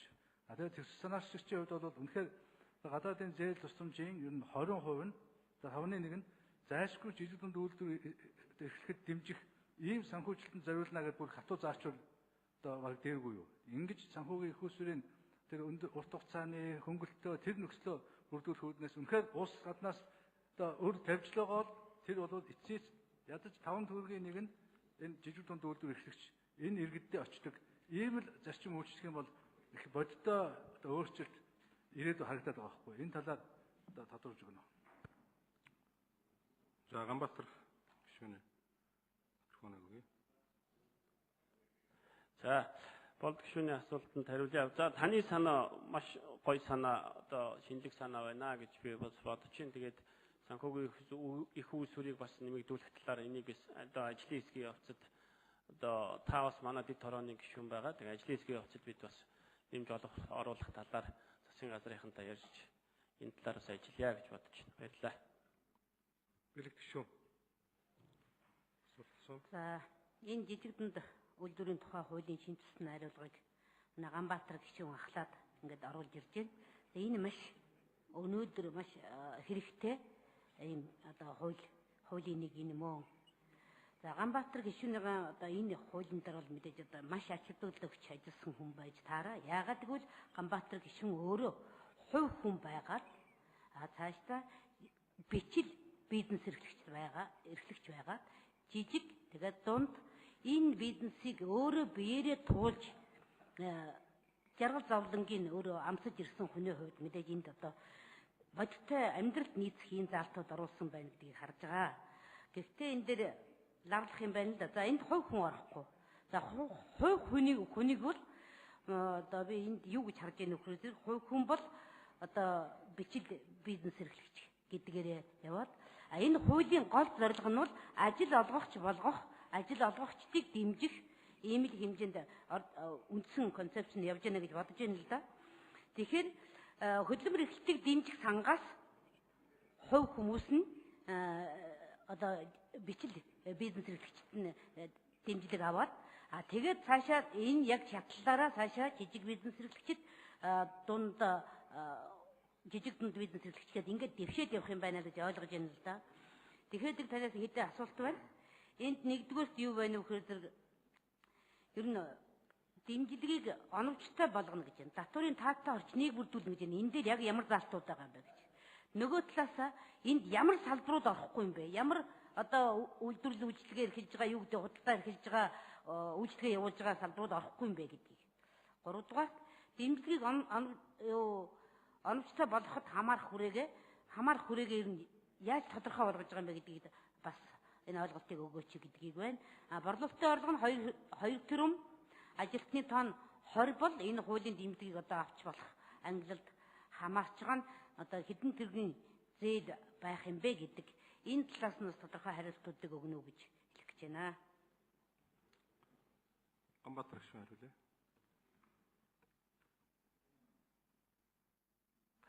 За бэлэг гүшүүнд баярлалаа. За хувь хүнийг одоо оруулахгүй байгаа шалтгаан нь бол ер нь бол ажлын байрыг нэмэгдүүлнэ гэдэг нь одоо хуулийн гол зорилго гэдэгтэй их уялдаж байгаа. Тэгэхээр хувь хүнд бол одоо таны хэлсэн тэр одоо хөдөлмөр эрхлэх сангаас юм уу өөр одоо сангуудаас юм уу өөр одоо арилжааны банкудаар явж байгаа төслийн хөтөлбөрүүдээс зээлэн хамрагдаад явах бүрэн боломжтой. Зөвхөн манай хууль бол яг ажлын байрыг нэмэгдүүлэх. За нэг ажилчинтай эсвэл 2 ажилчинтай 3 4 ажилчинтай болооч л гэж бид бас хүсэж байгаа юм. Энэ бол манай хуулийн хамгийн гол зорилгоо. Тийм учраас тэгтээ яг гишүүд бас хувь хүнийг одоо хасдгын зөв буруу гэсэн байдлаар одоо санал гаргуул одоо ажлын хэсгээр гаргаад явах бүрэн боломжтой гэдгийг бас хэлье.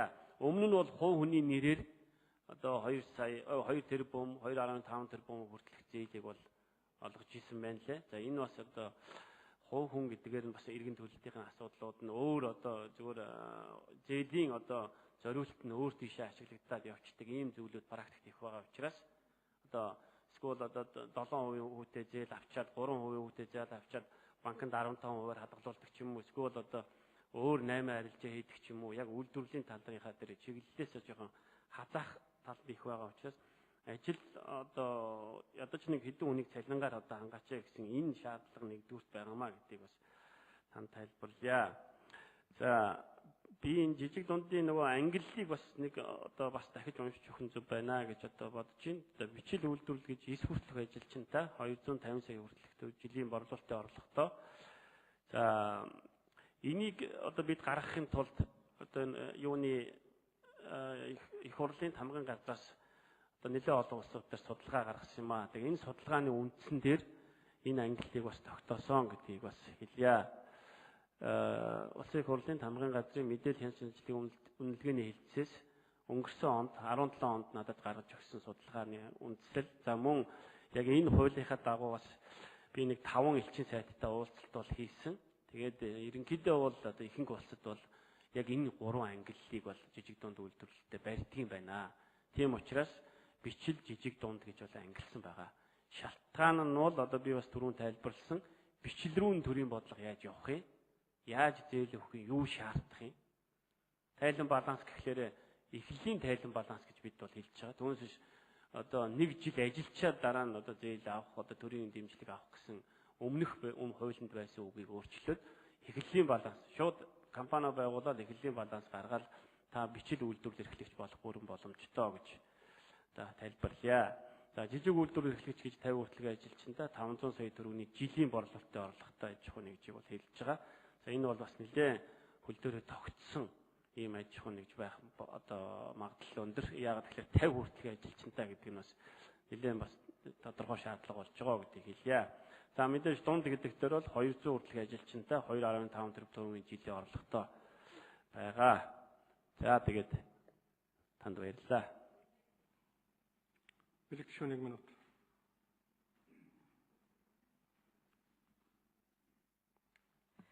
За өмнөх 2012-аас 16 онд биднэрт бас нэг гашуун дуршлаг байгаа. Тэр юу вэ гэхээр барьцаагүй бахан мөнгө зээлэр олгоснаас болоод энэ дээр маш их эрсдэл үүссэн. Тэгэхээр энэ дээр энэ барьцаа гэдэг имийг та энэ хуулинд яаж тусгаж өгсөн бэ?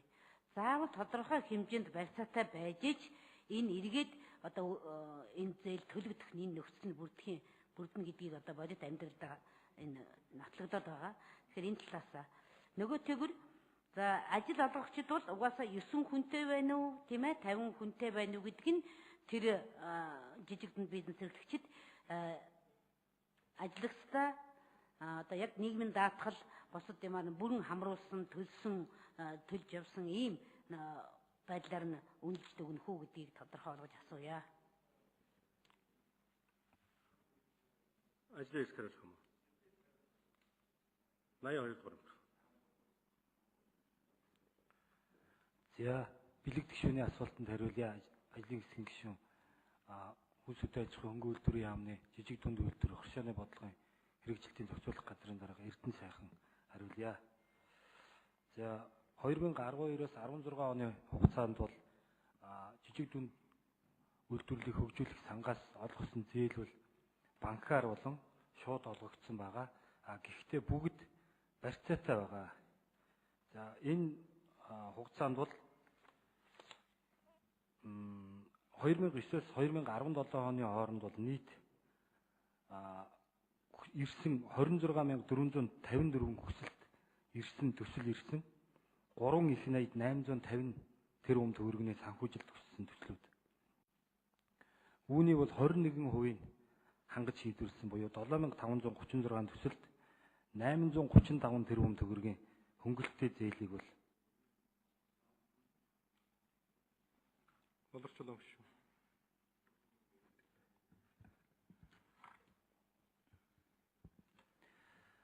За баярлалаа. Ер нь аль ч улс оронд иргэдэн ажилттай байж гэр бүлийн доктортой улс орон хөгжихийн үндэс болно л доо. Манайд бол энэ байдал бол үнэхээр дутагдaltaй усагаар шиг байгаа гэж хэлж болно. Ер нь тэгээд улс төрийн намууд энэ засгууд ард түмний нэг л юмар бас хуураад байгаа шиг санагдгийг. Ажилтаа орлоготой болгоно гэдэл. Ажилтаа орлоготой Монгол хүн гээд ажил намын үед баах лоозгонжл байсан. Бас л дараа нь бүх аймаг тэдэн үйлдвэр байна л гэжсэн. Хаа байгаа юм тэр. Хууль цаасан дээр гарснараа тэр болгон бас нэг ажилтаа орлоготой болчихгүй л дээ. Энэ хуулинд бол яг авах юм байна. Жижиг дунд үйлдвэрлэл үйлчлэгээний юу бол 1% татвартай болно, нэг удаа тайлан гаргана. Тэгээ банкаар дамжиж энэ зээлийг олгодог болгоно гэдэг зөв зүйтэй юм байна. Гэхдээ бас нөгөө талаасаа бол энэ бас үйлдвэрлэлээ ажлын байрыг бол зөвхөн үйлдвэрлэлээр нэмэгдүүлнэ. Үйлчлэгээ бол худалдаа үйлчлэгээ өөрөө зах зээлийн ханамжтай.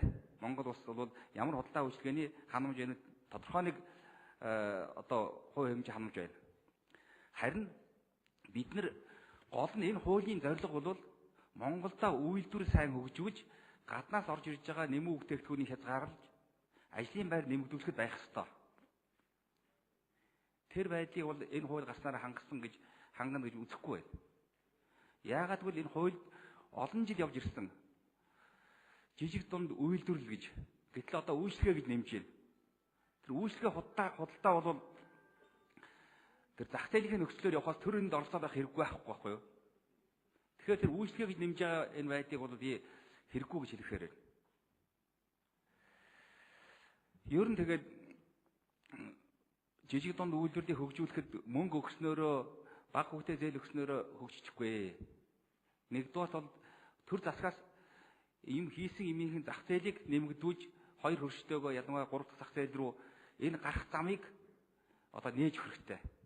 Энэ хоёр хөрш чинь бол өндөр татвартай шүү дээ. 30-40% дээш. Бид юм үйлдвэрлээд энэ хоёр зах зээл рүү гаргаж чадахгүй байна. Манайх руу болохоор уулын руу орж иж байгаа юм шиг 5% татвартай, бараг 0 гэж хэлж болно. Ингээ орж ирж байна.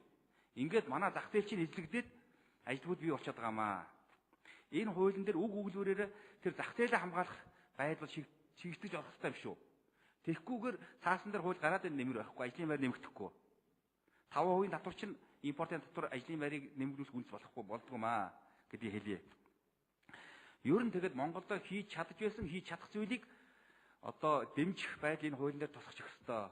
Цаашдаа хуулийн хэлцүүлгийн явцад энийг бас оруулъя гэж хэлэх байна. За тэгээд бичил гэж оруулж өгж байна бас. Бичил зээлийг бол одоо хөдөлмөр халамжийн газраас 5-3 сая төгрөгийг барьцаагүйгээр олох гэдэг асуудал байгаа шүү дээ юмнууд.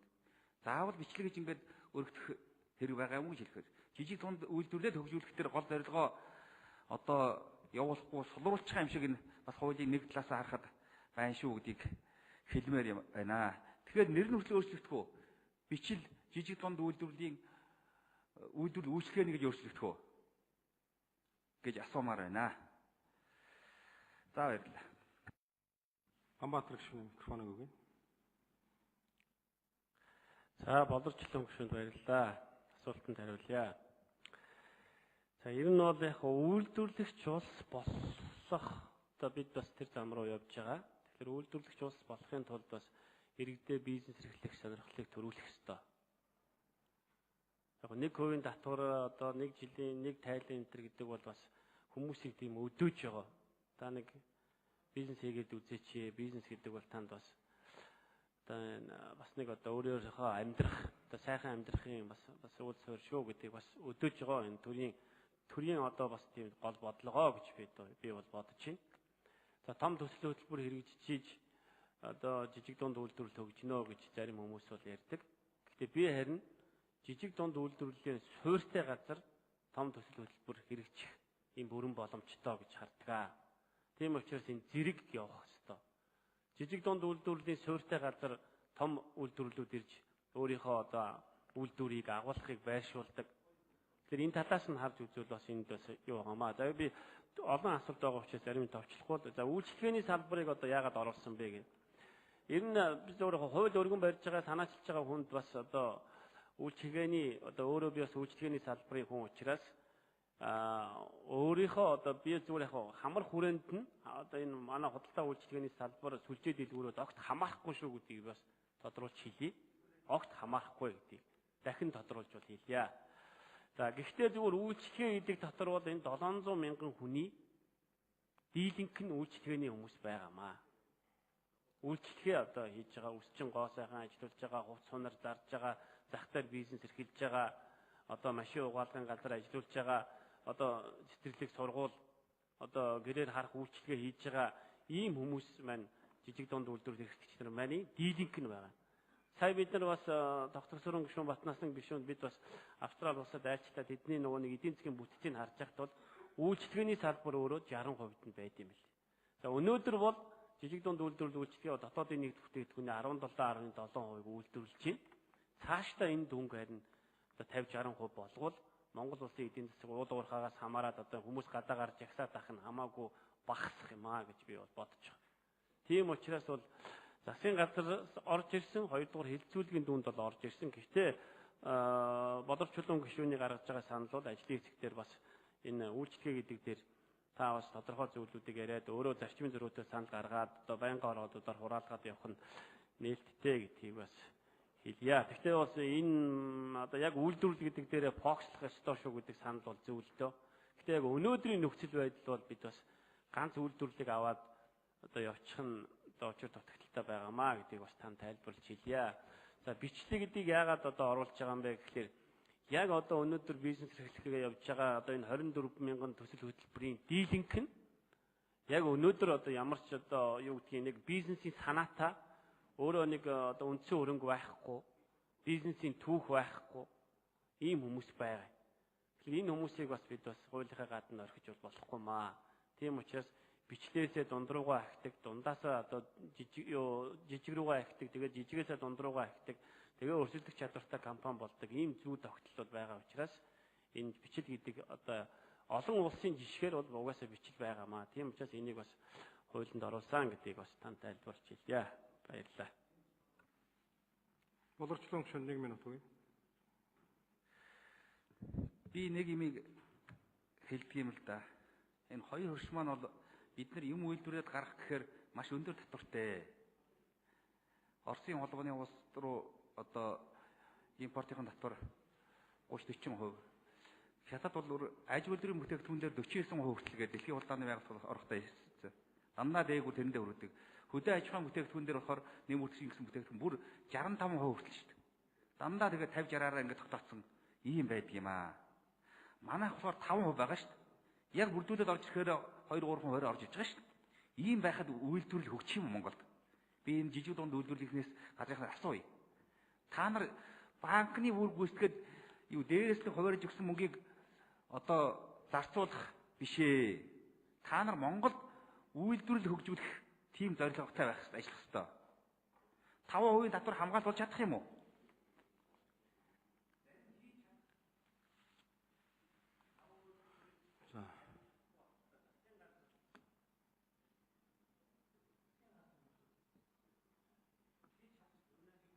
Засгийн газраас одоо батлан хамгаалахын сайд л байна шүү дээ.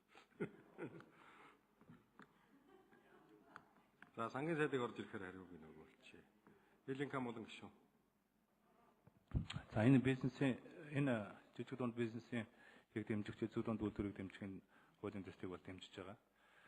Тэр нь аливаа улсын хөгжих үндэс бол жижиг дунд үйлдвэрийн бий болгож байгаа ажлын байр гэдэг бол яг үнэн. Тэр нь жижиг дунд үйлдвэр өрсөлдөх одоо хөрс өөр нь бий болсон байна уу, өрсөлдөх чадвар нь ямар байна уу гэдгийг дөрвөн хэмжүүрээр л хэмждэг юм байдаг л. Нэгдүгээрт нь хууль эрх зүйн орчин нь ямар байна? Хоёрдугаарт нь санхүүжилтийн орчин нь ямар байна? Гуравдугаарт нь дэд үтсийн орчин тэр жижиг дунд үйлдвэрээ дэмжих ийм өрсөлдөхүйц өртөг багтаа дэд үтцтэй байна уу? Дөрөвдүгээрт нь бол зах зээлийн өрсөлдөөн гэсэн ийм дөрвөн хэмжүүрээр хэмжиж байгаа. Тэгээ яг энэ хэмжүүрээр хэмжихээр манай улс ерөөсөө жижиг дунд үйлдвэр хөгжих юм болцоо өнөөдөр ерөөсөө байхгүй байна. Өрсөлдөх чадваргүй улсуудын тоонд ороод байгаа байхгүй. Хэд хэдэн судалгаа хийгээд үзэхээр ерөөсөө аж ахуйн нэгжийн үйл ажиллагаа явуулж буй хугацаа гэж байгаа. Хугацаа. Тэгэхээр судалгаа хийгээд үзэхээр ерөөсөө Монголд үүсэж байгаа бий болж байгаа аж ахуйн нэгж 5 жилийн босхийг давж байгаа аж ахуйн нэгж нийт аж ахуйн нэгжийн 50%-аас илүү гараа авчиж байгаа байхгүй. Энэ юу гэсэн үг вэ гэхээр Монголд жижиг дунд бизнес бол 5-аас илүү наслахгүй байна л гэсэн үг. Энэ бол одоо маш ноцтой ийм судалгааны дүн шүү дээ. За дахиад дээрэс нь жижиг дунд үйлдвэр бол орлогынхаа 5%-ийг төрийн хүнд сурталт төлж гэнэ гэж. Орлогынхаа 5%-ийг. Энэ юу гэсэн үг вэ гэвэл 100 сая төгрөгийн борлуулалттай жижиг аж ахуйн нэгж байхад 5 сая төгрөгийг төрийн хүнд сурталт одоо төлж гэнэ гэсэн ийм судалгаа байж байгаа. Жижиг дунд үйлдвэрийн дунджаар нэг компани бол жилд 30-аас 40 нэр төрлийн санхүүгийн болон бусад тайлан гаргаж өгч байна. Төрийн алба маш их хүнд сурталтай байна гэсэн. Хяналт шалгалт хийж буй байгууллагуудын нэг жилд хийж байгаа шалгалтын тоогоор Монгол улс бусад орнуудтай харьцуулахад харьцангуй өндөр байна гэсэн ийм судалгаа гарсан байна. Энэ юу хэлж яана вэ гэхээр өнөөдөр Монгол улсад энэ жижиг дунд бизнесийг эрхлэхэд ийм их том дарамтууд байна гэсэн ийм судалгаагаар өнөөдөр гарчаад байж шээ. Бизнесийнхний өмнө тэр тусмын жижиг дунд бизнесийнхний өмнө байгаа хамгийн том асуудлууд бол зээлийн хүү өндөр, хугацаа богино. За ингээд түрээсийн байр нь маш түрээс өндөртэй, үйлдвэрлэлийн байр байдгүй. За хөдөө Улаанбаатартаас аслагдсан энэ сум суурьнд бизнес эрхлэж байгаа улсуудад зээлийн баталгаа байдаг. Ерөөсө барьцаа хөрөнгө ерөөсө байдгүй, тийм ээ. Тэгэхээр энэ асуудлуудыг бид нэр ингээд цогцоор нь харж иж энэ хуулийнхаа хүрээнд бол шийдвэрлэх нь зүйтэй гэдгийг бол би бас өчигдөр байнгын орон дээр илэрхийлжээ. Би зөв ганцхан нэг жишээ дурдъя л да. Монгол улсын хэмжээнд 2009-2017 оны хооронд жижиг дунд үйлдвэрийг дэмжих занд 3.8 их найт төгрөгийн санхүүжилт хүссэн 26 мянган төсөл ирүүлсэн байна. Тийм ээ. Тэрний дөнгөж 18% нь буюу 7500 аж ахуйн нэгжид 835 тэрбум төгрөгийн санхүүжилт олгосон байгаа байхгүй. Гэтэл цаананд үндсэндээ бол хүсэлт гаргаж байгаа бизнес эрхлэе гэж байгаа хүмүүсийн чинь баг үндсэндээ 80% нь энэ санхүүжилт хүрэлцээгүй, хүртээмжгүй энэ хүмүүс бол одоо тоглоомны гадна үлдэж байна л гэсэн үг шүү дээ. Бид нар чинь юм хийх гээд байгаа, ажлын байр бий болох гээд байгаа, ядуурлаа багасгах гээд байгаа улсад. Тийм учраас өнөөдөр Монгол улсад байгаа энэ төрийн банкны тогтолцоо тийм ээ жижиг дунд үйлдвэрийн сангаар бид нар 800 гаруй тэрбум төгрөг тараасан байж байна. Сум хөгжүүлэх сангийн мөнгө гээд бид нар мөнгө тараасан. Хөдөлмөр эрхлэлтийн сан гэж бид нар мөнгө тараасан. Өнөөдөр энэс хэдэн эзэндээ очисон бэ гэвэл маш тийм яг эзэндээ очсон зээл гэвэл их ховор штэ. Танил талаараа эсвэл сумын тэр сум хөгжүүлэх сангийн мөнгө бол тэр сумын иргэдийн хуралд байдаг бодлоо 8 хийдэг эдэн нөх төлөл авцсан л ийм л мөнгө л байдаг штэ. Тийм учраас ямар ч хөдөө орон нутагт бол энэ зээлийн хүрэлцээ бол ямар ийм хүрэлцээгүй ийм нөхцөл байдал үүсчихэд байгаа маа. Тийм учраас Монгол улсад байгаа энэ төрийн банкны үйлчилгээ, төрийн банкны салбарын асуудлууд, зээлийн батлан даалтын сан, энэ жижиг дунд үйлдвэрийн сангийн санхүүжилтийг төрийн банкн дээр төвлөрүүлж одоо хөгжсөн улс орн байна. Жижиг дунд үйлдвэрийн банк байгууллагад хөгжсөн улсууд байна. Жишээ нь Тайван гэдэг улс байна. Тэр иймэрхүү тогтолцоог 1 минут нэмжгүй. Камгон гişэнд. Ийм хүү тогтолцоог бид нэр санхүүжилттэй тэр дэд бүтцийн өрсөлдөх дэд бүтцийн зардал багтаа дэд бүтцийг бий болгож хамгийн гол нь тэр төрийн албаны хүнд суртал тэр лиценз зөвшөөрөл энэ мэрэгжлийн хяналтынхны энэ шалгалтуудын тоо бол үнэхээр одоо энэ жижиг дунд үйлдвэр дээр хамгийн том дарамт байж байгаа шүү дээ. Хамгийн эцэст нь нэг хэлэх зүйл бол одоо энэ дээр бол бүсийн хөнгөлтүүдийг бид нэр өгөх ёстой. Өнөөдөр Улаанбаатароос 1000 км-ийн цаана бизнес эрхэлж байгаа. 2000 км-ийн цаана бизнес эрхэлж байгаа энэ хүмүүсийн аж ахуй нэгжүүд чинь өрсөлдөх ямар ч чадваргүй байгаа шүү дээ. Тийм учраас Монгол улс өнөөдөр одоо бүсчилсэн хөгжлөө хөгжүүлье, төвлөрлийг сааруулъя, хөдөө орнуудад ажлын байр бий болгоё, ядуурлыг бууруулъя гэх юм бол энэ бүсчилсэн татварын бодлого хэрэгжүүлж бид нар энэ жижиг дунд аж ахуй нэгжээ дэмжих юм зайлшгүй шаардлага байгаа шүү. Тэгэхээр энэ хуулийг бол бүхэлд нь цогцоор нь одоо ингээд энэ төрийн бодлогыг жижиг дунд үйлдвэрийг дэмжихэд одоо чиглүүлэх ёстой гэсэн ийм байр суурьтай байгаа. Ганбаатар гişүн хариулъя. За танд баярлалаа. Би маш товч хариулъя.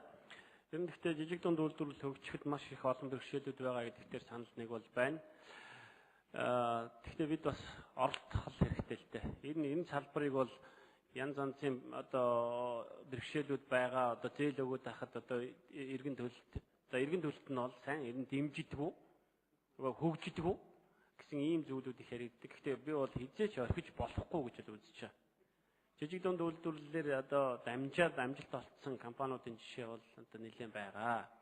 Жишээлбэл барилгын салбарт бол бид жижиг дунд үйлдвэрлэл бол нэлээд сайн хөгжсөн. Жишээлбэл одоо шохоо, замаасаг, галтаан, цавуу гэдэг юм уу ийм зүйлүүдийг бол бид импортлох болсон. Тэр алтан дашуур илүү. За би компанид буруу хэлж магадгүй. Тэр компани гэхэд үнэхээр одоо импортын бүтээгдэхүүнийг жижиг дундаас авсан зээл өөрийнхөө хүчин чадлаар бол хангаж болж чадж байгаа. За мөн одоо хүнсний бүтээгдэхүүний үйлдвэрлэлүүдээр тодорхой амжилтуудыг гаргасан жижиг дунд үйлдвэрлэгч нар байна. За тэгээд цаашаа бол одоо өрсөлдөх хэмжээний компаниуд бас болсон байгаа. Тэгэхээр та бүхэн бас амжилт гаргаж байгаа компаниуд бас байгаа шүү гэдэг талаас нь бас зарим зүйлдер бол хараарай. За мэдээж тэр дэд бүтц болоод одоо төрийн дарамт одоо банкны зээлийн хүү гэдэг одоо олон бэрхшээлүүд бол байгаа. Гэхдээ бид бол хөдөлж ийж одоо шантрахгүй урагшаа явж ийж эдийн бүхнийг давнаа. Тэгэхээр энд ямар нэгэн байдлаар оролцох хэрэгтэй байна. Хүнд зөв энэ хуулийн хамгийн гол зорилт нь бол би одоо хүмүүст бизнес эрхлэх зорилгыг л төрүүлмээр байна л та. Бизнес хийгээд үзье. За одоо 100 хүн үзэхэд 50 юм уу 60 унаг ядаж 40 цаашаа явуугаа гэсэн энэ үзэл баримтлалыг л одоо явуулъя гэсэн ийм бодол бол байгаа гэдгийг хэлье. За таны сүүлийн асуулт бол нөө кластерын системийг ер нь бол хөдөө орнуудад яаж явуулах вэ гэдэг талаас нь энэ хуулинд бол одоо энэ талаар бас нэлээд суусан бол байгаа. За бүсчлэн одоо нэг 21 100 гэдэгтэйгээ уяад одоо бүсчилсэн байдлаар одоо жишээлбэл Дорнод аймагт яг тухайн нэг бараан дээр л одоо зээл олгодог болъё. Хавтгаасан байдлаар зээл олгохыг зогсооё. За Өмнөд Говь аймгийн тухайн нэг бараан дээр л зээл олгоё. Төрийн дэмжлэгийг үзүүлье. За хавтгаасан байдлаар одоо йогуртны үйлдвэрт өгж байгаа бол шууд бороод готолт өгөөл скол шууд нэг одоо сүүс хүн бүтээгдэхүүн өгөөл ингээд савлсан маягаар биш. Ер нь чиглэсэн маягаар зээл төрийн дэмжлэгийг үзүүлнэ гэсэн ийм бодлогод бас хуулинд суусан байгаа гэдгийг хэлье. Баярлалаа. Учрал гişүн. Асуултаа. За жижиг дунд үйлдвэр үйлчлэгийг дэмжих тухай хуулийг бол дэмжиж байгаа. За ажлын байрыг нэмэгдүүлэх бас ийм санаачлагтай. За сүүлийн үед бас их хурлын чуулган дээр нэг чихэн чимэгтэй нэг юм хууль орж ирж байгаа их баяртай байна.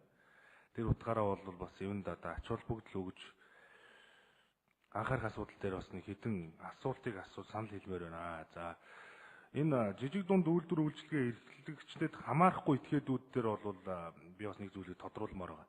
Чин 7-1-3-ын зуучлалын үйлчлэгээ гэж. Зуучлалын үйлчлэгээ бол одоо үйлчлэгээний салбарын их том хувийг эзэлж байгаа шүү дээ. Манайд бол одоо 100 гаруй хүнтэй маш олон компани байна шүү дээ. Одоо үйлчлэгээ буюу агент хийдэг. Зуучлалын үйлчлэгээ буюу одоо жишээ нь тэр одоо контентуудыг зуучилдаг. За одоо энэ брокерууд дээрээс нь одоо энэ хөрөнгө оруулалтуудыг олж өгдөг. За одоо сургууль соёлд гадагшаа энэ төр зуучилдаг гэдэг олон ийм зуучлалын байгууллагууд байна. Энэ бол маш их ажлын байрыг бий болгож байгаа. Тэгэхээр энэ зуучлалын үйлчлэгийг ингэж одоо хамааруулахгүй байж байгаа ямар үндэслэлтэй юм бэ? За мөн худалдаа үйлчлэгээний сүлжээ гэдэг дээр бол би бас гайхаад байна. За юу гэдгийг энэ хууль санаачлагчийн хувьд худалдаа үйлчлэгээний сүлжээ гэдэг ингээд хамаарахгүй гэдээ оруулж байгаа нь магадгүй субъектив талаас өөр ингэ оруулж байгаа юм. Энэ хамгийн их орох ёстой юм байна. Худалдаа үйлчлэгээний сүлжээнүүдийг хамааруулахгүй гэж болохгүй. Энэ бол жижиг дунд үйлдвэрлэгчдэрт орох ёстой. Ингээд худалдаа үйлчлэгээний сүлжээгээд орохоор энэ Ганбаатар гişүү хуулиндаа ийм оруулчлаа гэдэг хүмүүс янз янзаар ярих байхгүй шүү дээ. Худалдаа үйлчлэгээний сүлжээг заавал хамааруулах ёстой. Үүнийг дагаад франчайзинг гэрээгээр орж ирж байгаа компаниудыг яах вэ гэдэг асуудал яригдана. Эдгээр компаниуд бол гадаадын хөрөнгө оруулалтаар биш сайн жишг нутагшуулах гэж байгаа учраас энд хамаарахгүй болчихгүй гэдэг эмзэглэл байна. Мөн дээрэс нь архит тамхины бизнес эрхэлж байгаа тэр нөхдүүдийг бол оруулахгүй байх хэрэгтэй.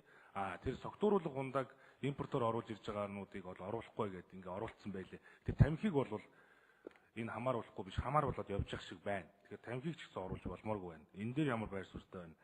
11-7 дээр бол тэр жижиг дунд үйлдвэр үйлчлэгээ эрхлэгчдийг нөгөө бичлэгийг нь болохоор сангаас нь шууд дунд үйлдвэр үйлчлэгээ эрхлэгчдийн зээлийг банкар дамжуулна гэхээр би бол энэ банкуд зээл олгоод байгаад бол асар дургу байна. Банкуд бол тэр маш өндөр тэр маржин тавьчихдаг. Тэгээ босго өндөртөө хизээч зорилттой хүмүүстэй хүрдэггүй. Энэ банкар дамжихаа болох хэрэгтэй. Төрөөс үнэхээр засгийн газрын тусгай сан дээр мөнгө оруулалт тавьж л байгаа юм бол үүнийг сан нь өөрсдөө хийгээд менежмент аваад яваа. Ингэж наад босго мосго ч гайгүй болохгүй дахиад банкчаа аваад чир хүүлж өгөөд ингээ Монголд нэг хэрэггүй олон банкуд байна шүү дээ. Энэ банкуд чи ингээ хүүгээр амьдэрдэг. Энэ банкуудыг болоод энийг сангаас нь аль алийг нь олгуулмаар байна гэдгийг саналтай байна. За дараагийн асуудал бол жишээ нь Сингапурт бол 90% нь жижиг дунд үйлдвэрлэл үйлчлэгээ эрхлэгчнэр байна. За 90%-ийнх нь бараг 30% нь стартап компаниуд шүү. Тэгэхээр гарааны компаниудыг энэ жижиг дунд үйлдвэрлэл үйлчлэгээний тухай хуулинд хамааруулж өгөхгүй болохгүй. Яагаад тэгэхээр Японд ч гэсэн ерөөсөө гарааны компаниуд буюу өндөр технологийн агуулмжтай бүтээгдэхүүн үйлдвэрлэж байгаа дээр л нөө зээл тусламж хөнгөлтүүл татварын дэмжлэгүүдийг өгөө явахаар жижиг дунд үйлдвэрлэлийнх нь бараг 50% нь Японд, Америкт, Сингапурт бол дандаа гарааны компаниуд эзэлж байгаа. Тэр гарааны компаниудыг энэ хуульдаа уялдуулж өгөхгүй болохгүй. Яагаад тэгэхээр одоо инновацийн хууль дээр бол бид ажиллаж байгаа. Тэгэхээр инновацийн хуулийн дээр гарааны компаниуд олох дэмжлэгийг тусгаж өгж байгаа. Тэгэхээр энэ хоёр дэмжлэгүүдийг энэ хуульдаа уйж өгөөд бас хоёр одоо хуулийн ажлын хэсгээс дээр ч гэсэн бас ярилцаад энэ дээр саналуудыг тусгаж өгөхгүй бол гарааны компаниудыг ерөөсөө энд хамааруулах гэж авч үзэхгүй бол технологийн агуулмж шингэсэн өндөр технологи шингэсэн бүтээгдэхүүн үйлдвэрлэгчнэр орхигдсоор гол одоо нэмэн үрдэг шингээж байгаа ажлын байр нэмэгдүүлж байгаа салбар орхигдох гэдэг юм аа. Тэр үүн дээр тайлбар аваад бас тодруулах хэлье. Ганбаатар ш.